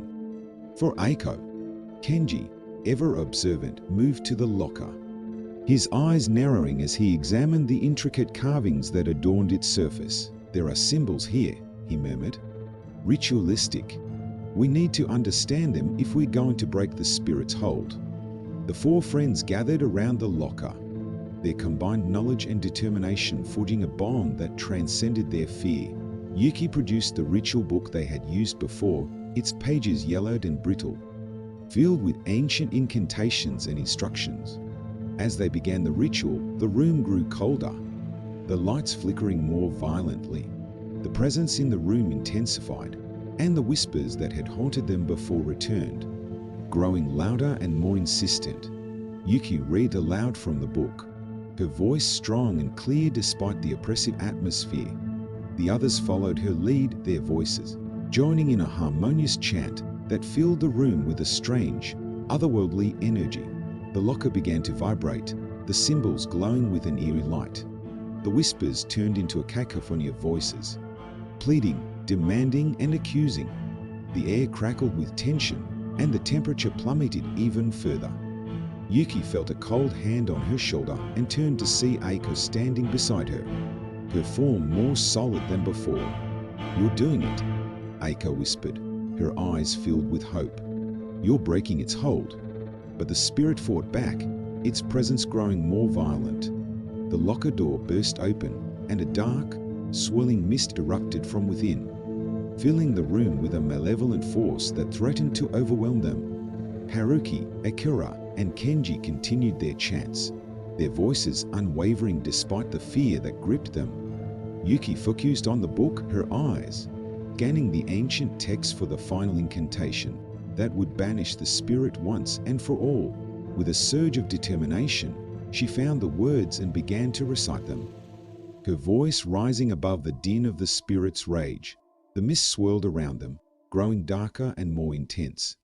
But Yuki's voice remained steady, a beacon of hope in the darkness. As the final words left her lips, a blinding light filled the room, and the mist recoiled, its malevolent force dissipating. The temperature began to rise, and the whispers faded into silence. The light intensified, enveloping Eiko's form in a gentle glow. She looked at Yuki, her eyes filled with gratitude and peace. "Thank you," she whispered, her voice filled with a sense of finality. "You freed me." With those words, Eiko's form dissolved into the light, leaving behind a sense of calm and serenity that filled the room. The oppressive presence was gone, and the locker stood empty, its secrets finally laid to rest. Yuki and her friends stood in the lab, their breaths coming in ragged gasps as the reality of what they had accomplished settled over them. They had faced the darkness and emerged victorious, their bond forged in the crucible of fear and courage. As they left the school that night, the rain had stopped, and the air was filled with the fresh scent of renewal. They walked in silence, each lost in their thoughts, but united by the shared experience that had changed them forever. The haunting of Hikarigaka High had come to an end, but the memories of their journey would stay with them. A testament to the power of friendship, determination, and the enduring strength of the human spirit, Yuki looked back at the school one last time, a sense of closure and peace filling her heart. They had freed Eiko and laid the spirit to rest, and in doing so, they had found a sense of purpose and strength that would guide them through whatever challenges lay ahead. The darkness had been banished, and the light of their courage and friendship would shine brightly, a beacon of hope in a world filled with shadows.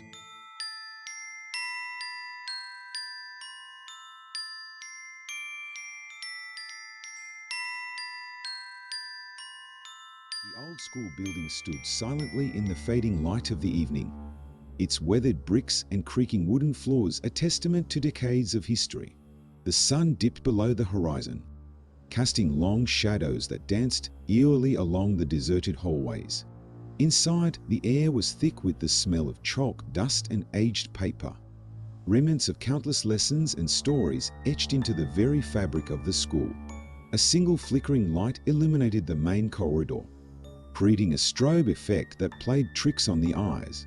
The faint hum of electricity was the only sound, punctuated by the occasional creak of settling wood. In this eerie silence, three students, Sakura, Roka, and Jun, found themselves gathered outside the detention room. Their faces were etched with a mix of frustration and fear. Detention in this school was no ordinary punishment.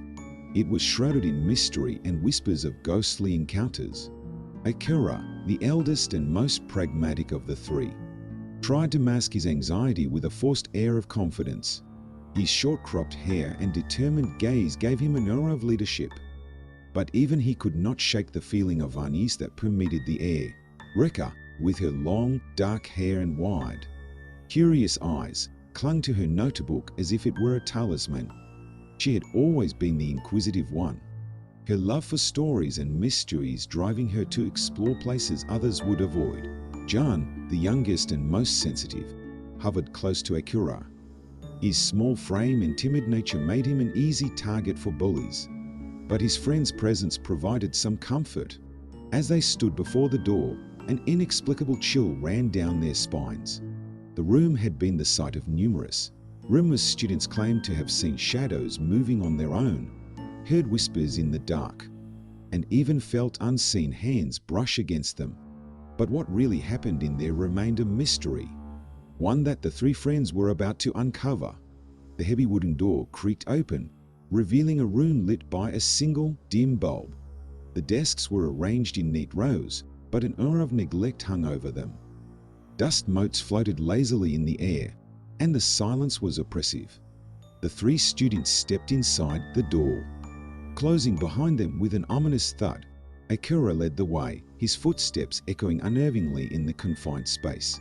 Reka followed, her eyes scanning the room for any signs of the supernatural. Jun lingered near the door, his heart pounding in his chest. As they took their seats, a cold breeze swept through the room, causing the hairs on the back of their necks to stand on end. Akira tried to rationalize the situation. "It's just an old building," he said, more to convince himself than the others. "Nothing to be scared of." But his words rang hollow in the oppressive silence. Minutes ticked by, each one feeling like an eternity. The flickering light cast eerie shadows on the walls, giving the impression of movement where there was none. Reka, ever the curious one, began to scribble in her notebook, jotting down her observations. "Do you feel that?"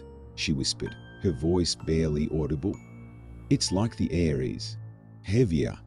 Akira nodded, his jaw clenched. He felt it too, a suffocating pressure that seemed to grow with each passing moment. Jun, unable to contain his fear any longer, spoke up. "I don't like this. Can we please go?" Before anyone could respond, the light flickered violently and then went out, plunging the room into darkness. Panic set in immediately. Akira fumbled for his phone, its weak light casting long, eerie shadows across the room. "Stay close," he ordered, his voice shaking. Reka's notebook fell to the floor with a soft thud, the sound unnaturally loud in the silent room. They huddled together, their breaths shallow and rapid. Suddenly, a soft, almost inaudible whisper filled the air. It was indistinct, but undeniably present. Reka strained to listen, her heart pounding in her chest. It's saying something," she stammered. Akira's grip on his phone tightened. "Who's there?" he demanded, his voice cracking. The whispering grew louder, more insistent, but still incomprehensible. The room seemed to close in around them, the darkness becoming almost tangible. Jun clutched Akira's arm, his nails digging into his skin. "I don't like this. Please, let's leave," he pleaded, his voice barely a whisper. Before they could make a move, the temperature dropped dramatically. Their breaths became visible, white puffs in the dark.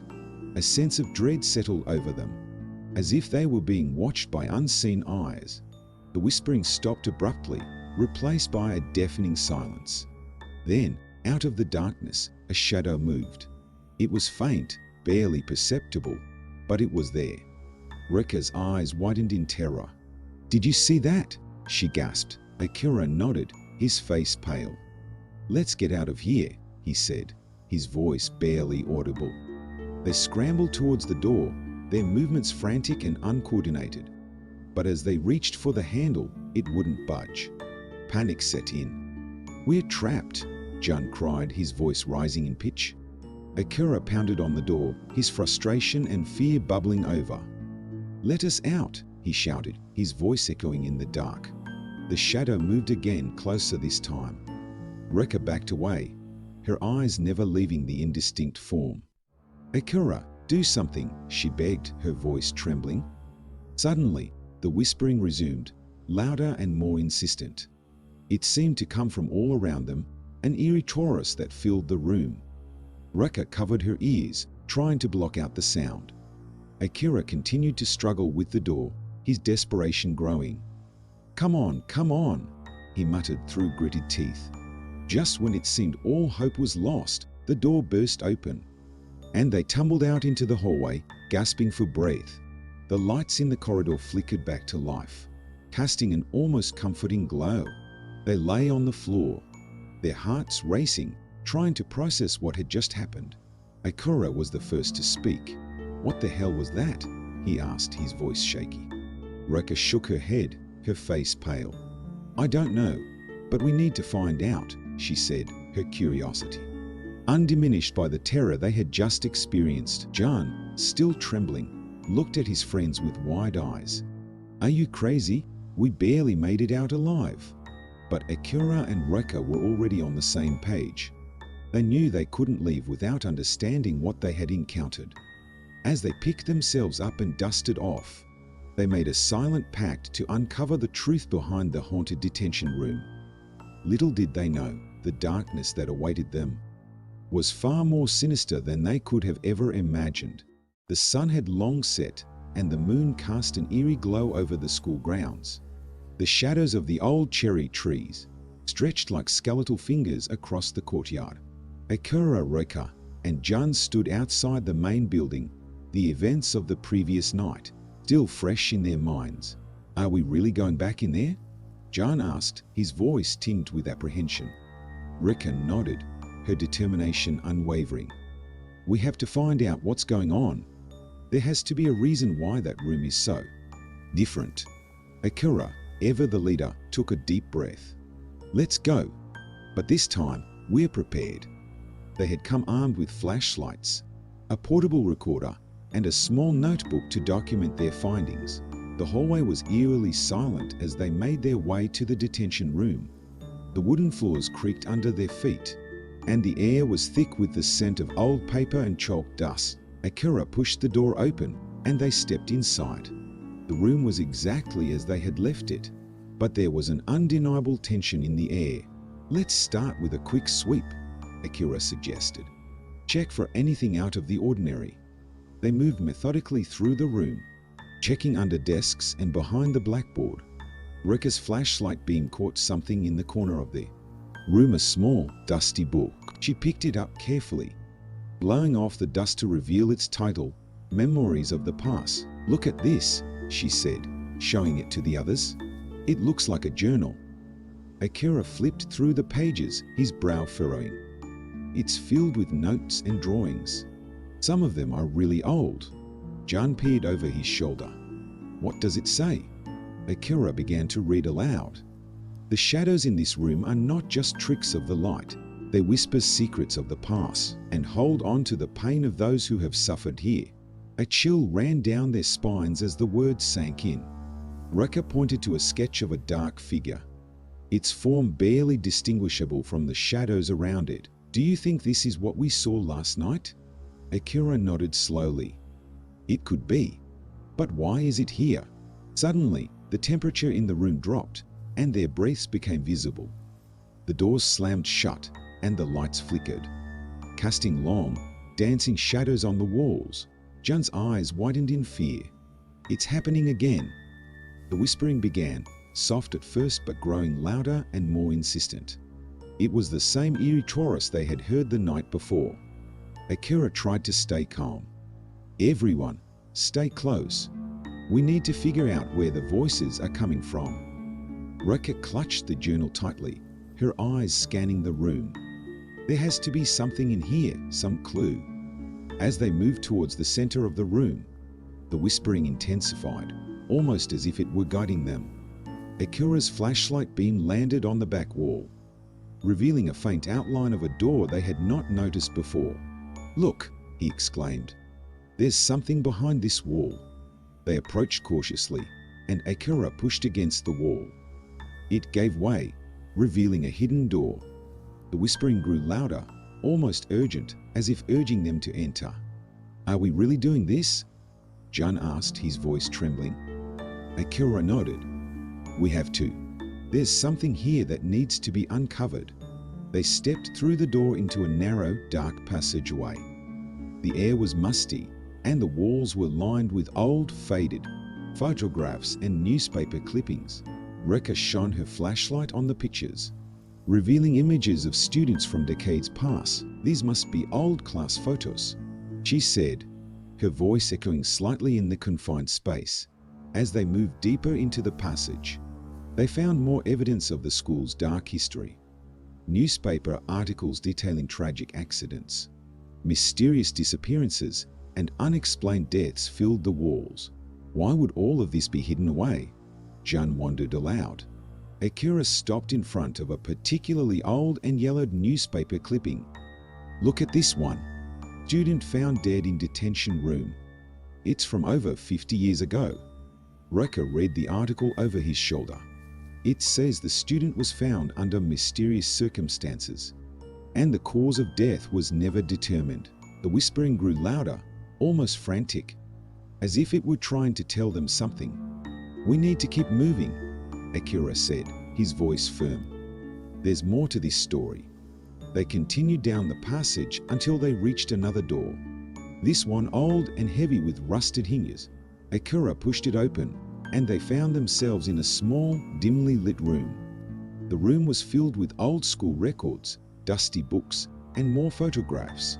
But what caught their attention was a large, ornate mirror, standing in the center of the room.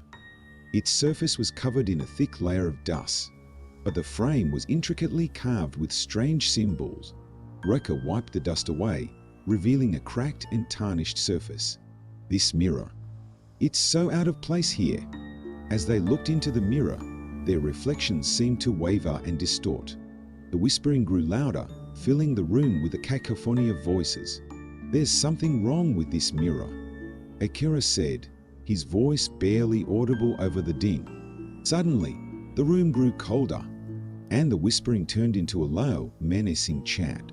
The mirror's surface shimmered, and their reflections disappeared, replaced by the image of a dark, shadowy figure. The figure moved closer, its form becoming more distinct. It reached out a hand, and the glass began to crack, spiderwebbing out from the point of contact. "Get back," Akira shouted, pulling Rekka and Jun away from the mirror. The mirror shattered with a deafening crash, and the room was plunged into darkness. The chanting stopped abruptly, replaced by an oppressive silence. Akira fumbled for his flashlight, the beam revealing the shattered remains of the mirror. The shadowy figure was gone, but the sense of dread lingered. "What was that?" Jun asked, his voice shaking. Rekka picked up a shard of the mirror, examining the symbols etched into the frame. "These symbols, they look like some kind of warding or protection." Akira nodded. "Someone must have put the mirror here to contain whatever that thing is."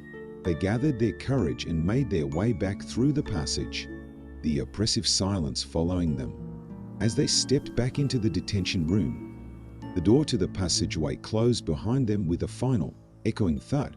"We need to find out more about that mirror and those symbols," Rekka said, her curiosity undiminished. Akira agreed. "Let's start with the library. There has to be something there that can help us understand what's going on." They left the detention room, the events of the night weighing heavily on their minds.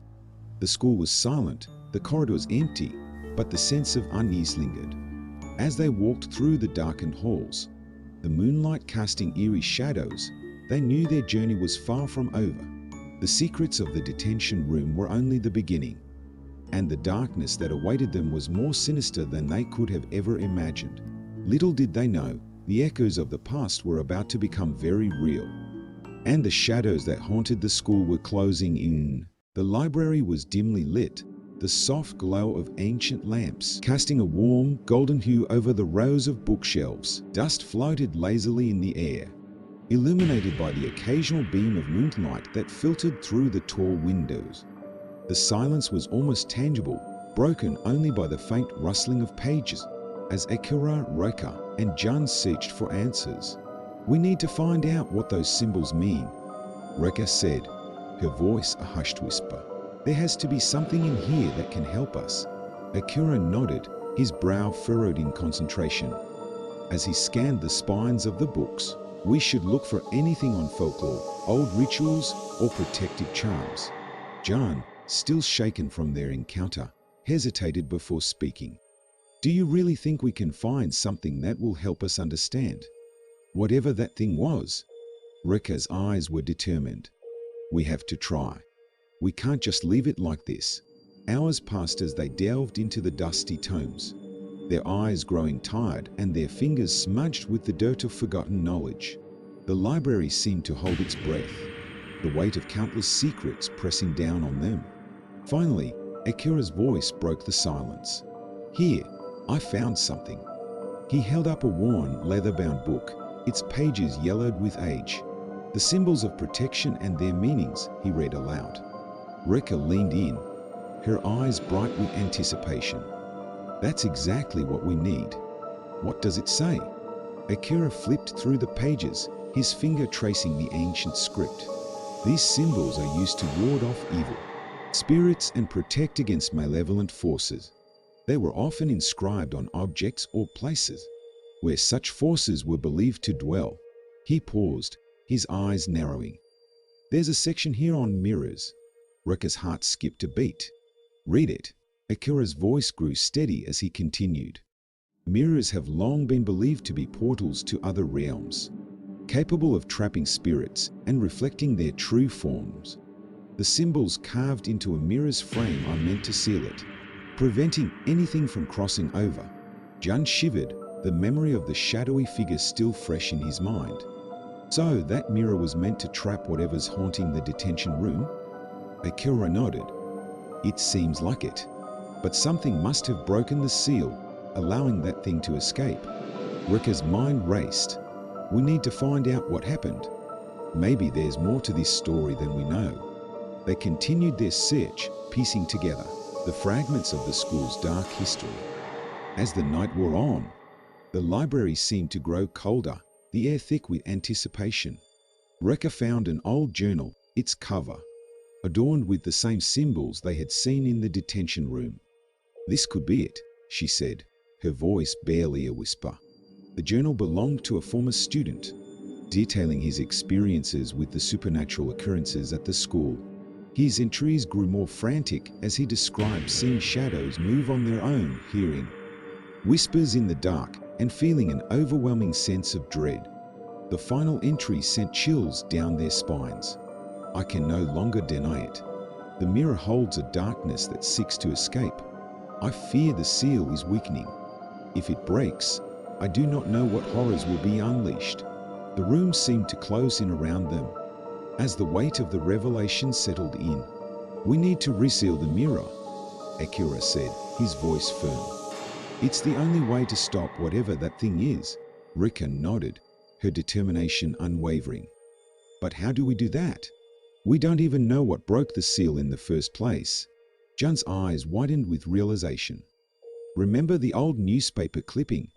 The one about the student who died in the detention room? Maybe that has something to do with it." Akira's mind raced as he pieced the clues together. If the seal was weakened around the time of that student's death, maybe there's something in the records that can tell us more. They left the library, their minds buzzing with the weight of their discoveries. The corridors were dark and silent, the atmosphere heavy with anticipation. They made their way to the school's archive room, where old records and documents were stored. The room was musty and dimly lit, filled with the scent of aged paper and the soft rustle of old files. Akira flipped through the records, his fingers moving quickly but carefully. "Here it is," he said, pulling out a file, marked with the date of the student's death. The details were sparse, but there was a mention of strange occurrences. leading up to the tragedy. Rekka's eyes scanned the document, her mind racing. It says here that the student was found with a piece of broken glass in his hand. It was from a mirror. John's voice trembled as he spoke. Do you think he tried to reseal it and failed? Akira's jaw tightened. Maybe, but we can't afford to fail. We need to do this right.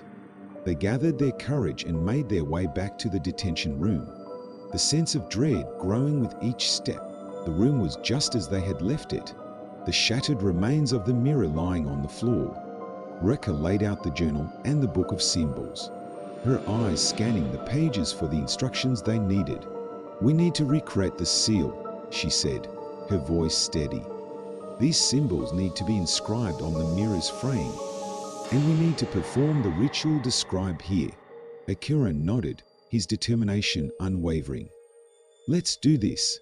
They worked quickly but carefully, drawing the symbols with precision and following the ritual's instructions to the letter. The air grew colder and the room seemed to darken. As they chanted the ancient words, their voices echoing in the oppressive silence, as they completed the final step, the shadows in the room seemed to rally and twist, the whispering growing louder and more frantic. Suddenly, a blinding light filled the room, and the whispering stopped abruptly. The shadows retreated, and the air grew warm once more. They stood in silence, their breaths coming in ragged gasps as the weight of their actions settled in. It's done, Akira said, his voice barely audible. Rekka nodded, her eyes filled with relief. We did it. The mirror is sealed. Jun's face was pale, but he managed a weak smile. We stopped it. As they left the detention room, the sense of dread slowly lifted, replaced by a feeling of accomplishment. The school's dark secrets had been unveiled, and the shadows that haunted them had been banished. But as they walked through the quiet halls, they knew that the darkness would always linger, a reminder of the horrors they had faced. The echoes of the past had been silenced, but the memories would remain, haunting them in the quiet moments and dark corners of their minds.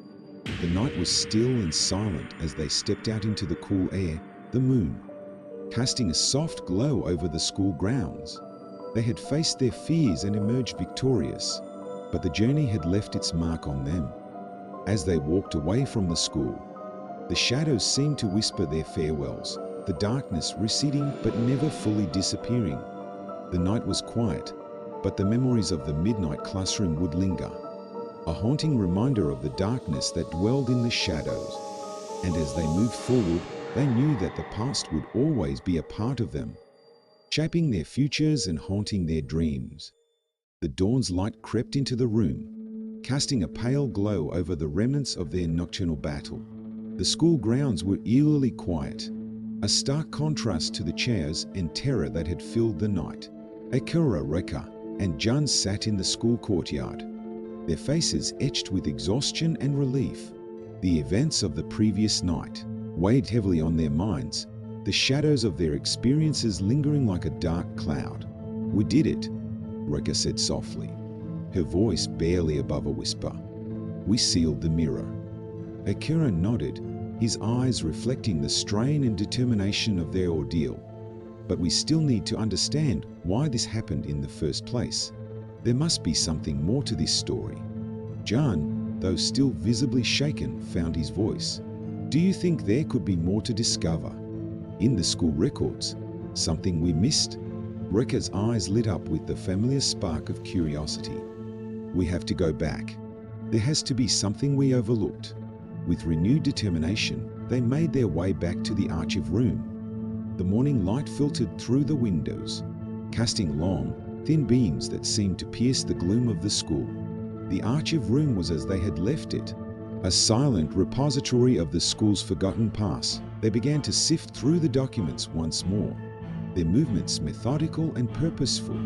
Rekka's fingers brushed against an old, tattered folder, its contents spilling out onto the table. She picked it up, her eyes widening as she read the title. Faculty Records, 19,501,970. Look at this, she said, her voice filled with excitement. It might have information about the teachers.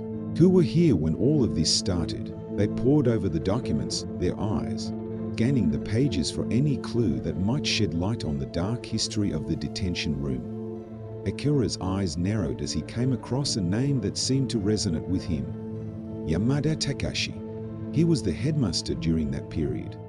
It says here that he was involved in some kind of incident. Reka leaned over, her curiosity piqued. What kind of incident? Akira read aloud, his voice steady. It was reported that Yamada Takashi was found dead in the very same detention room. The cause of death was never determined, but it was rumored that he was conducting some kind of ritual. Jun's face paled as he listened. A ritual? Do you think he was trying to summon or banish something? Rika's mind raced as she pieced the clues together. Maybe he was trying to seal the mirror, just like we did. But something went wrong. Akira nodded, his expression grim. It makes sense. If he failed, it could explain why the seal was broken and why the mirror became a portal. They continued to delve into the records, uncovering more details about Yamada Takashi and his mysterious practices. The more they discovered, the clearer it became that the headmaster had been deeply involved in the occult, using the detention room as a place to conduct his rituals. Reka found a journal entry that seemed to confirm their suspicions. It says here that Yamada believed the school was built on a site of great spiritual significance. He thought he could harness the power of the spirits to protect the school, but something went wrong. Akira's jaw tightened as he read the final lines of the entry. He feared that he had unleashed something dark and uncontrollable, something that could not be easily banished. The weight of their discovery settled over them like a heavy shroud. They knew that their task was not yet complete. They had to find a way to finish what Yamada had started and permanently seal the darkness that haunted the detention room. As the sun climbed higher in the sky, they prepared for their final confrontation with the malevolent force that had plagued the school for decades. They gathered their supplies, their faces set with determination. The school was eerily quiet as they made their way back to the detention room, the shadows seeming to gather and deepen around them. The air grew colder as they approached the room, the sense of foreboding growing with each step. The door creaked open, and they stepped inside, the oppressive silence pressing down on them like a physical weight. Akira set up the symbols around the room, his movements precise and deliberate. Reka consulted the journal, ensuring that they followed the instructions to the letter. Jun stood by, his eyes wide with a mixture of fear and determination. As they began the ritual, the air grew heavy with anticipation. The shadows in the room seemed to run and twist, the whispering growing louder and more insistent. Akira's voice was steady as he chanted the ancient words, his focus unwavering. Reka's hands moved with precision, inscribing the symbols with a steady hand. Jun's eyes darted around the room, watching for any sign of the malevolent force they were trying to banish. Suddenly, the room was filled with a blinding light, and the whispering stopped abruptly. The shadows retreated, and the air grew warm once more. They stood in silence, their breaths coming in ragged gasps as the weight of their actions settled in. "It's done," Akira said, his voice barely audible. Reka nodded, her eyes filled with relief. "We did it. The mirror is sealed." Jun's face was pale, but he managed a weak smile. "We stopped it." As they left the detention room, the sense of dread slowly lifted, replaced by a feeling of accomplishment. The school's dark secrets had been unveiled, and the shadows that haunted them had been banished. But as they walked through the quiet halls, they knew that the darkness would always linger, a reminder of the horrors they had faced. The echoes of the past had been silenced, but the memories would remain, haunting them in the quiet moments and dark corners of their minds. The night was still and silent as they stepped out into the cool air, the moon casting a soft glow over the school grounds. They had faced their fears and emerged victorious, but the journey had left its mark on them. As they walked away from the school, the shadows seemed to whisper their farewells, the darkness receding but never fully disappearing. The night was quiet, but the memories of the midnight classroom would linger, a haunting reminder of the darkness that dwelled in the shadows. And as they moved forward, they knew that the past would always be a part of them, shaping their futures and haunting their dreams.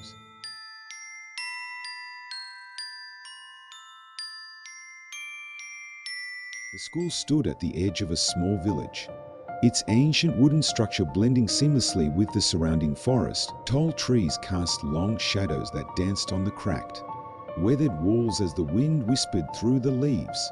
The building had once been alive with the laughter and footsteps of children, but now it stood silent, a relic of a time long past. A narrow path, overgrown with weeds and lined with moss-covered stones, led to the entrance. The wooden gate, aged and heavy, creaked ominously as it was pushed open.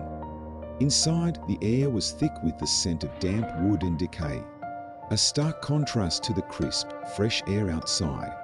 Yuki and Taro, two high school students from the nearby town, had heard the rumors. The forgotten classroom, they called it, a place where the spirits of children who had mysteriously vanished were said to linger, driven by curiosity and a sense of adventure. They decided to explore the abandoned school. "Are you sure about this, Yuki?" Taro asked, his voice barely above a whisper. Yuki nodded, her eyes wide with excitement. "We have to find out if the stories are true.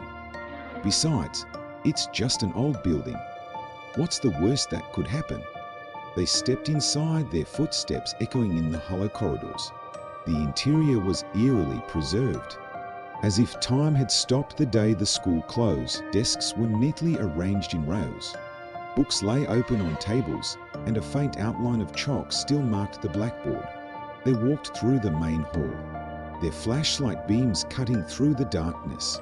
Every creak of the floorboards seemed amplified in the silence, and the shadows cast by their light seemed to move on their own, despite the unsettling atmosphere. Yuki and Taro pressed on, their determination unwavering. As they approached the classroom at the end of the hall, a sudden chill filled the air. The door, slightly ajar, creaked open further as if inviting them in. Inside, the room was bathed in an unnatural light, a pale glow that seemed to emanate from the very walls. On the far wall, they noticed a series of drawings. Childish scrawls in bright colors depicted scenes of children playing, laughing and singing. But as they looked closer, the images grew darker, more twisted. The children's faces became distorted, their eyes empty and hollow, their smiles turning into grimaces of pain and fear. "Do you see that?" Taro whispered, pointing to one particularly disturbing drawing. It showed a child standing alone in a dark room, surrounded by shadowy figures. The caption beneath read, "They're always watching." A sudden noise behind them made them jump. They spun around, their flashlights catching the fleeting image of a shadow darting across the hall. Heart pounding, Yuki took a step back, her hand instinctively reaching for Taro's. "Maybe we should go," Taro suggested, his voice trembling. But Yuki shook her head. "We've come this far. We can't turn back now." They continued their exploration, each step heavier, with the weight of unseen eyes upon them. The further they went, the more they felt the presence of something watching, something waiting. In the next classroom, they found a journal, its pages yellowed with age. It belonged to a teacher, Mr. Sato, who had taught at the school many years ago. His entries grew increasingly frantic, describing strange occurrences and the gradual disappearance of his students. "May 14th, Yuki read aloud. "Another student vanished today. No one believes me, but I know there's something in this school. Something evil." The final entry sent chills down their spines. "I can hear them. The children's voices crying out for help. They're trapped and I can't save them. God help us all." As they closed the journal, a low, mournful wail echoed through the building. It was the sound of children crying, their voices blending into a haunting chorus. Yuki and Taro exchanged terrified glances, their resolve wavering. "We need to find out what happened," Yuki said, her voice firm despite her fear. "If we can understand what's keeping them here, Maybe we can help them. They continued deeper into the school, the sense of dread growing with each step. The walls seemed to close in around them, the shadows growing darker, the air colder. Every now and then, they caught glimpses of movement out of the corner of their eyes, fleeting images of children watching them with sad, hollow eyes. In the basement, they found the source of the whispers, a hidden room, locked and forgotten. Inside, they discovered a small altar, covered in dust and cobwebs. Candles, long extinguished, surrounded a series of photographs. Each picture showed a child, their eyes filled with fear. They were sacrificed, Taro whispered, horror dawning on him. The spirits, they are trapped here because of this. As they examined the altar, a sense of urgency filled them. They knew they had to do something to release the spirits, to end the torment that had plagued this place for so long. Yuki reached out, her hand trembling, and touched the altar. A sudden rush of cold air blew through the room, extinguishing their flashlights. In the darkness, they felt the presence of the children, their sorrow and pain enveloping them. "We need to leave," Taro urged, grabbing Yuki's arm. But as they turned to go, the doors slammed shut, trapping them inside. In the pitch black, the whispers grew louder, more insistent. The children's voices blended into a single, overwhelming cry for help. Yuki and Taro huddled together, their fear palpable, knowing that they had uncovered something far more sinister than they could have ever imagined. The story had only begun, and the darkness held many more secrets. The forgotten classroom was not just a tale of spirits, but of a malevolent force that had claimed the lives of innocent children. And now, it had set its sights on them. As they sat in the darkness, the weight of their discovery pressing down on them, Yuki and Taro realized that their only hope lay in uncovering the full truth and finding a way to break the curse that bound the spirits to the school. But with each passing moment, the line between the living and the dead grew thinner, and the shadows closed in, whispering their secrets and waiting for the perfect moment to strike. Yuki and Taro huddled together in the pitch-black room, their breaths shallow and their hearts pounding in unison.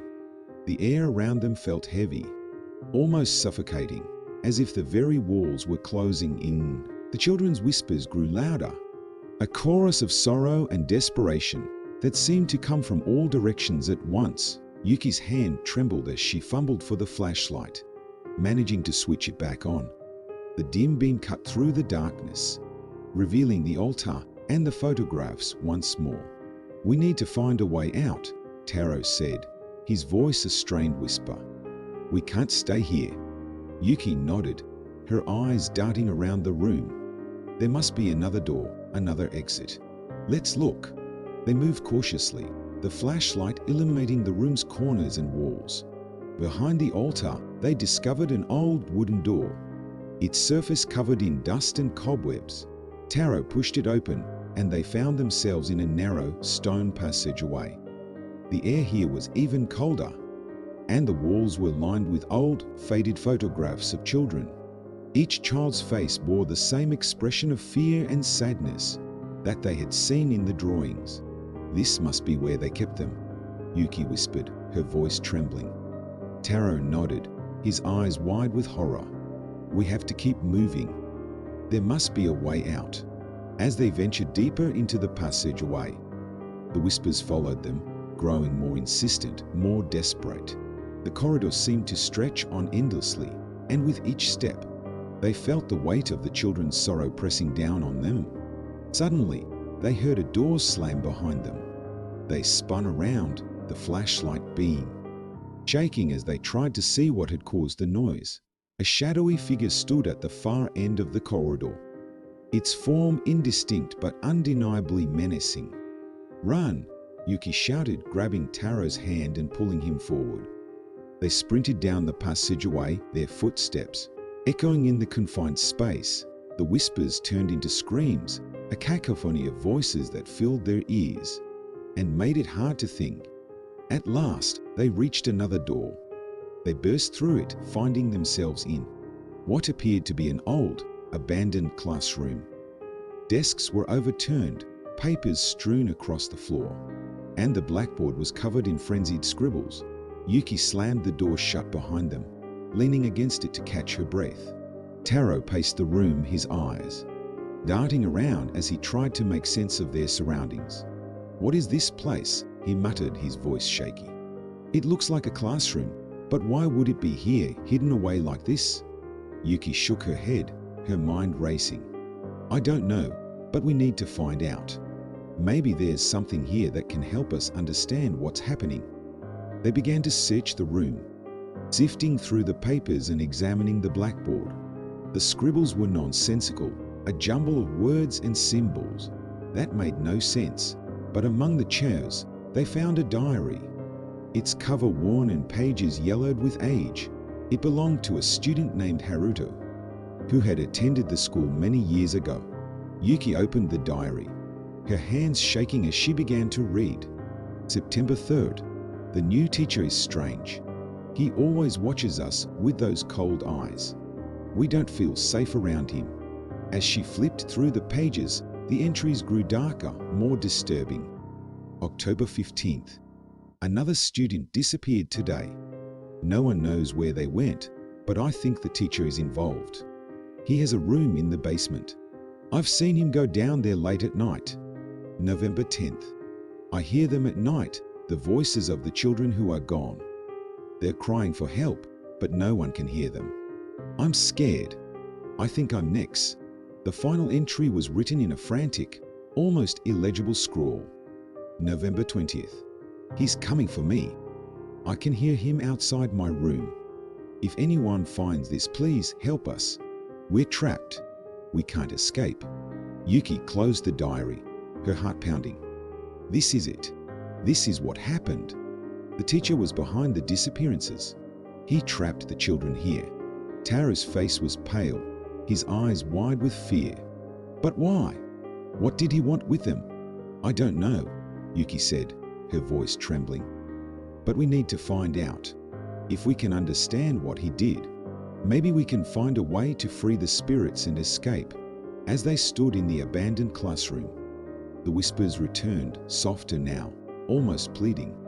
The children's voices seemed to surround them, urging them to continue to uncover the truth. With renewed determination, Yuki and Taro set out to explore the rest of the school, hoping to find the answers they needed.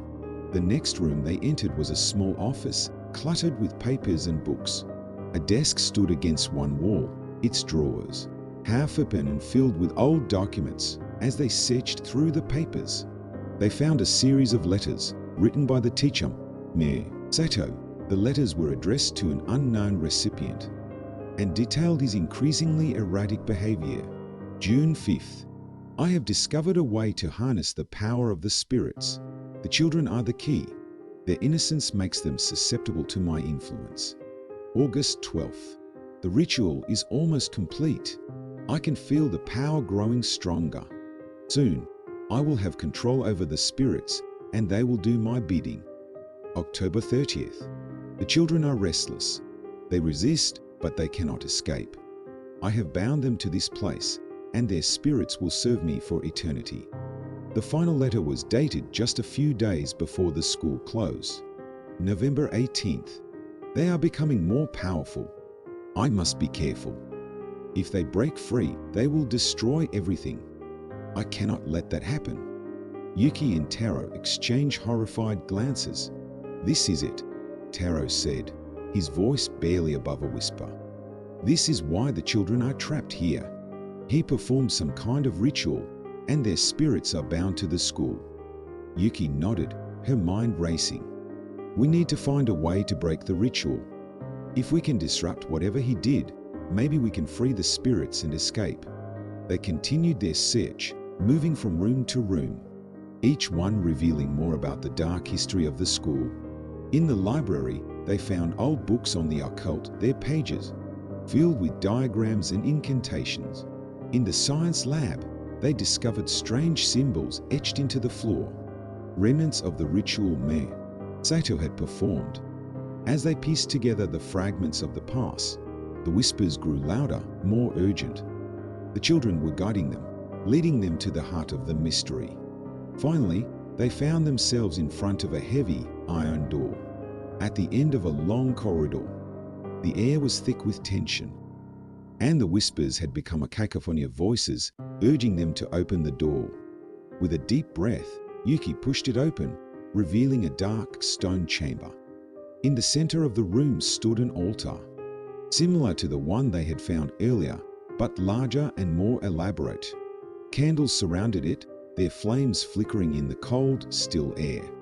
On the altar lay a large, leather-bound book, its pages filled with intricate symbols and diagrams. "This must be it," Yuki said, her voice trembling. "This is where he performed the ritual." Taro nodded, his eyes fixed on the book. "If we can destroy it, maybe we can break the curse." As they approached the altar, the whispers grew deafening, the children's voices blending into a single, overwhelming cry for help. Yuki reached out, her hand trembling as she touched the book. A sudden rush of cold air blew through the room, extinguishing the candles and plunging them into darkness. In the pitch black, they felt the presence of the children, their sorrow and pain enveloping them. "We need to destroy it," Taro said, his voice shaking. "It's the only way." With a sense of urgency, they grabbed the book and began tearing out the pages, each one bursting into flames as it was torn free. The room filled with a blinding light, and the whispers turned into screams, a final, desperate cry for freedom. As the last page burned, the light intensified, filling the room with a blinding radiance. Yuki and Taro shielded their eyes, feeling the heat and energy envelop them. When the light finally faded, they found themselves standing in the corridor once more, the iron door gone and the school silent. The whispers had ceased and the air felt lighter, as if a great weight had been lifted. "We did it," Yuki said, her voice filled with relief. "We freed them." Taro nodded, a smile spreading across his face. "Let's get out of here." As they made their way back through the school, the oppressive atmosphere had lifted, replaced by a sense of peace.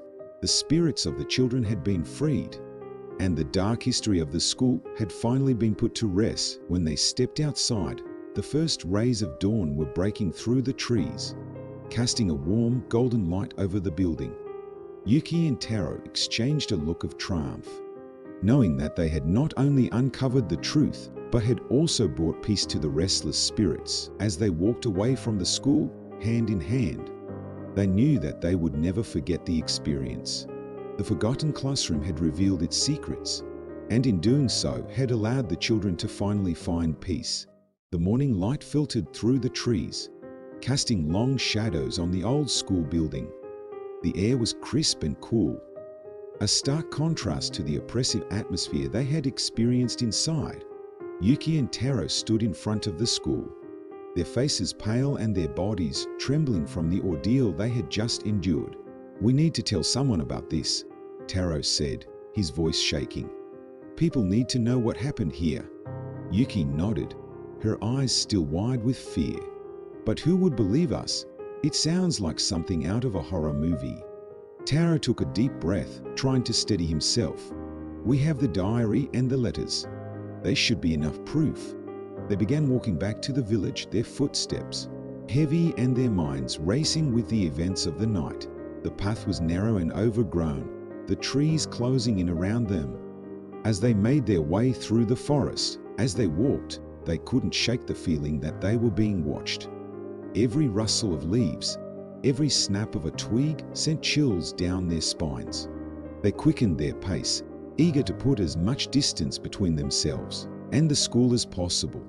When they finally emerged from the forest, they were greeted by the sight of the village, its houses bathed in the soft glow of the morning sun.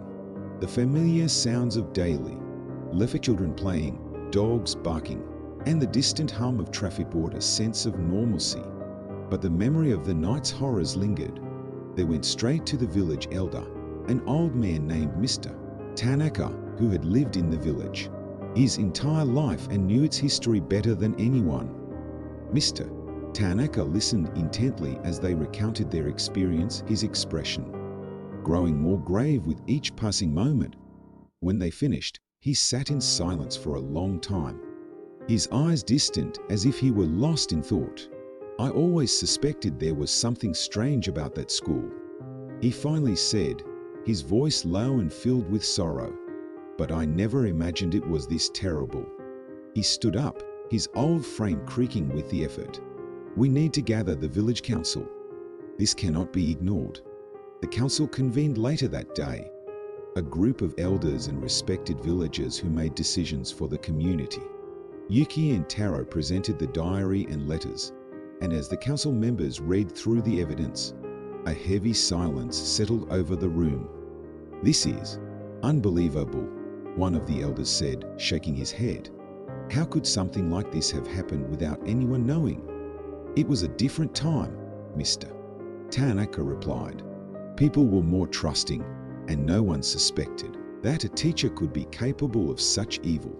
The council debated for hours, discussing what steps to take and how to ensure that the spirits of the children could be put to rest. Finally, it was decided that they would hold a ceremony at the school, a ritual to cleanse the building and free the trapped souls. The ceremony was scheduled for the following night, and the entire village prepared for the event. As the sun set, casting long shadows over the village, the residents gathered at the school, their faces somber and filled with a mix of fear and determination. Mr. Tanaka led the ceremony, reciting ancient prayers and incantations designed to purify the building and release the spirits. Yuki and Taro stood by his side, their hands clasped tightly together as they watched the ritual unfold. The air was thick with tension, and as the prayers grew louder, a cold wind began to blow through the forest, rustling the leaves and causing the flames of the candles to flicker. Suddenly, the ground began to shake, a low rumble that grew into a powerful tremor. The villagers gasped in fear, but Mr. Tanaka's voice remained steady, his chants unwavering. The tremors intensified, and the old school building seemed to come alive, its walls creaking and groaning, as if trying to resist the cleansing ritual. Yuki and Taro could feel the presence of the spirits, their sorrow and anger filling the air. The wind howled, and the ground shook with such force that it seemed as if the very earth was trying to swallow the building whole. Then, with a final, deafening roar, the ground split open and a blinding light erupted from the school. The villagers shielded their eyes, and when the light finally faded, the building stood silent and still, its oppressive aura gone. The ceremony had worked. The spirits of the children were finally free. In the days that followed, the village slowly returned to normal. The old school building was torn down, and a memorial was erected in its place to honor the children who had suffered and died there. Yuki and Taro became local heroes, their bravery and determination ensuring that the dark history of the school would never be forgotten. But even as life moved on, they couldn't escape the memories of that fateful night. The experience had changed them, leaving a mark that would never fully heal. Years passed, and the story of the forgotten classroom became a legend, a cautionary tale told to children, to warn them of the dangers that lurked in the shadows. Yuki and Taro grew older, their lives taking different paths, but the bond forged in the darkness of that night remained unbreakable. They never forgot the faces of the children, their hollow eyes and desperate cries for help. And though the spirits had been freed, the memory of their suffering lingered, a haunting reminder of the evil that had once dwelled in the heart of their village. As they stood together at the memorial on the anniversary of the ceremony, Yuki and Taro shared a silent moment of reflection. The village was quiet, the air still and calm, but they knew that the echoes of the past would never truly fade. They had faced the darkness and survived, but the scars of that night would stay with them forever. The forgotten classroom was gone, but its legacy would live on, a testament to the resilience of the human spirit and the enduring power of hope and courage in the face of unimaginable horror. And as they walked away from the memorial hand in hand, they knew that they had done something truly remarkable. They had brought peace to the restless souls and ensured that the story of the forgotten classroom would never be forgotten. The village was quiet in the early dawn, a mist hanging low over the fields and the rooftops. Birds began their morning songs, a stark contrast to the silence that had once shrouded the old school. Yuki and Taro stood side by side at the memorial, their faces reflecting the soft light of the rising sun. It had been a year since the spirits of the children had been freed. The village had moved on, but the memory of that night still lingered in their hearts. "We did the right thing," Taro said softly, his eyes fixed on the engraved names of the lost children. Yuki nodded, her hand resting gently on the cool stone. "Yes, we did, but it doesn't make the pain go away." The village had erected the memorial to honor the children and ensure that their story would never be forgotten. Flowers were laid daily by villagers and candles were lit every evening to keep their spirits at peace. Life had returned to normal, yet the shadows of the past still haunted the memories of those who had been there. Yuki and Taro had grown closer since that night, their bond forged in the fires of shared fear and determination. They often visited the memorial together, finding solace in each other's company. One evening, as the sun set behind the mountains, casting long, eerie shadows over the village, they decided to return to the site of the old school. The area had been cleared, and the once oppressive atmosphere had been replaced by a tranquil garden, a place of reflection and peace. Walking through the garden, they couldn't help but feel a sense of unease. The air was still, too still, and the silence seemed almost unnatural. "It feels different, doesn't it?" Taro remarked, glancing around. Yuki nodded, her eyes scanning the garden. "Yes, it does. It's almost like the calm before a storm." They reached the center of the garden, where the old school building had once stood. A large stone bench had been placed there, surrounded by blooming flowers and tall, whispering trees. As they sat down, a chill ran down Yuki's spine. She shivered, pulling her jacket tighter around her shoulders. "Do you think it's really over?" she asked, her voice barely above a whisper. Taro looked at her, his eyes filled with concern. "I want to believe it is, but something feels off." The sky darkened as clouds gathered, casting the garden into shadow. The wind picked up, rustling the leaves and creating an eerie, whispering sound. Yuki and Taro exchanged uneasy glances. Just as they were about to leave, they heard it. A faint, distant sound, like the soft laughter of children. They froze, their hearts pounding. "Did you hear that?" Yuki whispered, her eyes wide with fear. Taro nodded, his face pale. "Yes, it sounded like children." They stood up, their instincts telling them to leave, but curiosity rooting them to the spot. The laughter grew louder, echoing through the garden. Then, as suddenly as it had begun, it stopped. The silence that followed was even more unsettling. "I think we should go," Taro said, his voice shaking. Yuki nodded, but as they turned to leave, they saw something that made their blood run cold. Standing at the edge of the garden was a figure, a child, dressed in old-fashioned clothes, their face pale and eyes hollow.